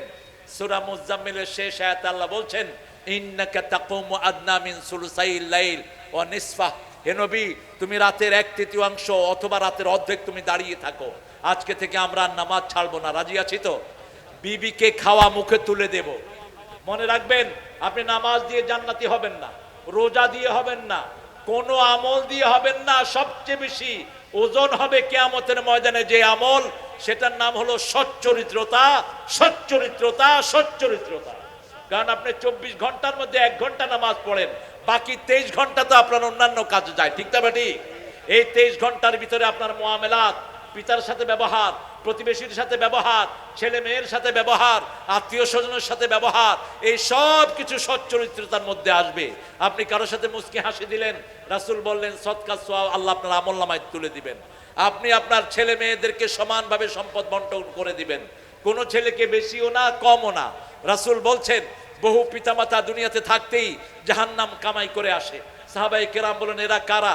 রাসূল সাল্লাল্লাহু আলাইহি ওয়াসাল্লাম বললেন এক ছেলেকে দেয় বেশি, আরেক ছেলেকে দেয়, আপনাদের এখানে নাই অবশ্য, ছেলেকে দেয় মেয়েকে দেয় না। মেয়েকে বলে মা তোমার জন্য দোয়া করে দিলাম, তোমার সম্পদটা তোমার ভাইকে দিয়ে দিলাম, খবরদার হারাম। আপনি মেয়েকে মেয়ের অংশ দেন, লিযাকারে মিসলু হাজ্জিল উনসায়াইন, ছেলে পাবে 2 ভাগ, মেয়ে পাবে। যদি জীবদ্দশায় বন্টন করেন সমান সমান দিবেন, জীবদ্দশায় যদি বন্টন করেন সমান সমান। নোমান ইবনে বশির হাদিস বুখারী, সমান ছেলেও 2 ভাগ, মেয়েও 2 ভাগ। আর যদি মৃত্যুর পরে বন্টন করেন, ছেলে পাবে 2 ভাগ, মেয়ে পাবে 1 ভাগ। ওই কফিন সামনে রেখে বন্টন করে দেন। যত দেরি করবেন তত বেশি আযাব যাবে বাপের কবরে। এই জন্য বাপ মা, রাসূল বলেছেন তোমরা তোমাদের ওসিয়তনামাটা, তোমাদের ওসিয়তনামা তোমরা লিখে বালিশের নিচে রাখো, বালিশের নিচে রাখো। কোথায় তোমার কি সম্পদ আছে, কোথায় কি আছে স্থাবর স্থাবর, সব লিখে তোমার বিবিকে জানিয়ে যাও কতটুকু কোন ছেলের জন্য, এই সব তোমরা ঠিক করে যাও। চূড়ান্ত কথা সূরা আহজাবের 21 নম্বর আয়াতে আল্লাহ বলছেন লাকাদ কানা লাকুম ফি রাসূলিল্লাহি উসওয়াতুন হাসানা লিমান কানা ইয়ারজুল্লাহা ওয়াল ইয়াউমাল আখির ওয়া যাকারাল্লাহা কাসীরা। রাসূলুল্লাহর উম্মত আমি, এক আল্লাহর বান্দা, তাগুতের উচ্ছেদে আমার হয়েছে পয়দা। রাসূলের চরিত্র ছাড়া আর কারো চরিত্রের মধ্যে আমাদের জন্য সফলতা। দুনিয়াতে কিয়ামত পর্যন্ত একটা চরিত্র শ্রেষ্ঠ, সেটার নাম কি? মুহাম্মদ। হাসানা, আল্লাহ বলেন কি? হাসানা। আমরা দোয়া করি আতিনা ফিদ দুনিয়া হাসানা ওয়া ফিল আখিরাতে। এই হাসানা পুরোটাই হলো রাহমাতাল লিল। আমরা দোয়া করি ইহদিনাস সিরাতাল মুস্তাকিম, পুরোটাই হলো মুহাম্মদ। ইয়াসিনুল কুরআনিল হাকিম ইন্নাকা লামিনাল আলা সিরাতিম মুস্তাকিম। রাসূলের জন্য আল্লাহ আমাদেরকে কবুল করেন, রাসূলকে ভালোবাসার জন্য কবুল করেন। রাসূলের জন্য যে ভালোবাসলো, রাসূলের জন্য আল্লাহর জন্য ভালোবাসলো, আল্লাহর জন্য ঘৃণা করলো, আল্লাহর জন্য দান করলো, আল্লাহর জন্য বিরত থাকলো, রাসূল বললেন আল্লাহ তার ঈমানটাকে পরিপূর্ণ করে দিলেন। আমরা দোয়া পড়ছি, পড়েন সুবহানাকা আল্লাহুম্মা ওয়া বিহামদিক আশহাদু আন লা ইলাহা ইল্লা আনতা আস্তাগফিরুকা ওয়া আতুবু ইলাইক। কোন ঘোষণা দিবেন? আমার মনিগণী ভাইয়ের জন্য দোয়া করবেন। আমি অত্যন্ত প্রীত আজকে। আমি 17 বছর পরে কালীগঞ্জে এসে মাঠটা পাইনি, কিন্তু সেটার মধ্যে একটা মাঠ পেয়েছি। আল্লাহ কবুল করেন। আমার মনিগণী ভাইকে দুই পাশে পেয়েছি। আমাদের প্রিয় আজিজ ভাই, হাজার ব্যস্ততার পরেও তিনি এত বড় সংগঠনের, বাংলাদেশের অন্যতম শ্রেষ্ঠ সংগঠন এই সাতক্ষীরা, তিনি এখানে আমাদেরকে সময় দিয়েছেন। আরো নেতৃবৃন্দ, আমাদের এই শহীদের বাপ এখানে এসেছেন, আমাদের মাদ্রাসার সভাপতি এসেছেন। আমরা ইনশাআল্লাহ সবার জন্য দোয়া করব। আপনারা সবার জন্য দোয়া করেন। আল্লাহুম্মা আমিন। লা ইলাহা ইল্লাল্লাহ ওয়াহদাহু লা শারীকা লাহ লাহুল মুলকু ওয়া লাহুল হামদু ইউহয়ি ওয়া ইউমীত ওয়া হুয়া আলা কুল্লি শাইইন কাদির। আল্লাহুম্মা সাল্লি ওয়া সাল্লিম আলা নাবিয়িনা মুহাম্মদ ওয়া আলা আলিহি ওয়া সাহবিহি ওয়া বারিক ওয়া সাল্লিম। রব্বানা যালামনা আনফুসানা ওয়া ইন লাম তাগফির লানা ওয়া তারহামনা লানাকুনান্না মিনাল খাসিরিন। রব্বানা আতিনা ফিদ দুনিয়া হাসানাহ ওয়া ফিল আখিরাতি হাসানাহ ওয়া কিনা আযাবান নার। রব্বানা ওয়া আতিনা মা ওয়া'আদতানা আলা রুসুলিক ওয়া লা তুখজিনা ইয়াওমাল কিয়ামাহ ইন্নাকা লা তুখলিফুল মিয়াদ। 53 বছর ধরে হওয়া কালীগঞ্জের পাদদেশে এই মাহফিলে হাজার লক্ষ জনতা নিয়ে তোমার কাছে ভিক্ষার হাত তুলেছি। আমাদের জীবনের গুনাহগুলো মাফ করে দাও। এই এলাকা থেকে যত ভাই ফেসিবাদের বিরুদ্ধে আন্দোলন করে দুনিয়া থেকে বিদায় হয়েছে, তাদের সবাইকে শহীদ হিসাবে কবুল করো। সারা দেশের সব ছেলে মেয়েদেরকে শহীদ হিসাবে কবুল করো। আল্লাহ রাব্বুল আলামিন এই মাহফিল যারা আয়োজন করেছেন তাদের জীবনের গুনাহ মাফ করে দাও। আব্দুর রাজ্জাকের পুরো পরিবারকে তুমি কবুল করো। আল্লাহ রাব্বুল আলামিন এখানে যে ছেলে মেয়েগুলো বিদেশে থাকে তাদেরকে তুমি হেফাজত করো। সকল বিপদ থেকে তুমি তাদেরকে বাঁচিয়ে দাও। এই মাদ্রাসাখানাকে মসজিদে নববীর মতো কবুল করো। আমাদের ডাক্তার সাহেবকে তুমি কবুল করো। আমার মনিগণী ভাইয়ের যেই ক্ষতি বিগত 17 বছর হয়েছে, তোমার রহমত দিয়ে সেটা তুমি মালামাল করে দাও। আমাদের যত ভাই এখানে হাত তুলেছেন সবার হাতগুলোকে সাইয়েদনা ওমরের হাতের মতো কবুল করো। সাইয়েদনা ওসমানের মতো তাদেরকে মাসুম বানায়া দাও। আল্লাহ রাব্বুল আলামিন আমাদের যত বোন এখানে হাত তুলেছেন মায়েশা ফাতেমার মতো কবুল করো। নিঃসন্তানের বুকটাকে সন্তান দিয়ে ভরে দাও। যত ব্যবসায়ী হাত তুলেছে ব্যবসায় বরকত দাও। যত চাষি হাত তুলেছে চাষে বরকত দাও। আল্লাহ যারা অভাবী তাদের অভাব দূর করে দাও। আল্লাহ রাব্বুল আলামিন বাংলাদেশকে তুমি সন্ত্রাস মুক্ত করেছো, তোমার শুকর। ওই সন্ত্রাসীদেরকে চিরদিনের জন্য বাংলাদেশ থেকে তুমি নিষিদ্ধ করে দাও। আল্লাহ সারা ভারতকে তুমি মুসলমানদের হাতে তুলে দাও। আল্লাহ বাংলাদেশের সামনের দিনগুলোকে ঐক্যবদ্ধভাবে জামাত বিএনপির হাতে তুলে দাও। আল্লাহ তারা যেন সুন্দর করে দেশটা চালাতে পারে সেই তৌফিক তাদেরকে দান করে দাও। আল্লাহ রাব্বুল আলামিন যত মসজিদ মাদ্রাসা স্কুল কলেজ সবগুলোতে তুমি রহমতের দুয়ার খুলে দাও। আল্লাহ আমাদের সব লোকদেরকে কোরআনের জন্য একত্রিত করে দাও। হিন্দু ভাই বোনদেরকেও কোরআনের জন্য কবুল করো। আল্লাহর সূর্য যেমন সমানভাবে সবাইকে আলো দেয়, ইসলাম সবাইকে সমানভাবে শান্তি দিবে, এই বিশ্বাসটা তাদেরকে দিয়ে দাও। আল্লাহ রাব্বুল আলামিন এই এলাকার সব ভাই বোনদেরকে তুমি মাফ করে দাও। সারা বাংলাদেশের সবাইকে মাফ করে দাও। আল্লাহ রাব্বুল আলামিন সব বিপদ থেকে আমাদেরকে হেফাজতে রাখো। আল্লাহ কিয়ামত পর্যন্ত এই মাহফিলটাকে দায়েম ও কায়েম করে দিও। এই দুইটা ছেলে পাগড়ি নিয়েছে, উস্তাদ যে শিক্ষা দিয়েছে সবাইকে কবুল করো। আল্লাহ আলমে হক্কানি রব্বানি বানায়া দাও। ফিলিস্তিনের ইহুদিদেরকে ফিলিস্তিনে মাটি দিয়ে দাও। ফিলিস্তিন ইহুদিদের কবর রচনা করে দাও। সারা বাংলাদেশ থেকে সারা পৃথিবী থেকে ইহুদিদেরকে হত্যা করার তৌফিক আমাদেরকে দান করো। আল্লাহ রাব্বুল আলামিন তোমার হাবিব যে ভবিষ্যৎবাণী করেছেন সেটা তুমি কার্যকারিতায় পরিণত করে দাও। আল্লাহ ফিলিস্তিনের প্রত্যেকটি ঘরকে রহমত দিয়ে ভরে দাও। তোমার গায়েবী সাহায্য তাদের সব অভাব তুমি দূর করে দাও। যারা দুনিয়া থেকে বিদায় হয়েছে জান্নাতুল ফিরদাউসের মেহমান বানাও। তাদের মতো ঈমান আমাদেরকে দান করো। আল্লাহ রাব্বুল আলামিন বাংলাদেশকে তুমি সব জালিম থেকে হেফাজত করো। আল্লাহ জানি না কার জানাজার কাপড় দোকানে এসেছে, জানি না কার জীবনের শেষ মোনাজাত এই মোনাজাত। শাহাদাতের মৌত আমাদের নসিব করে দিও। মৃত্যু যখন দুয়ারে আসবে জবানে জারি করে দিও লা ইলাহা ইল্লাল্লাহু মুহাম্মাদুর রাসূলুল্লাহ।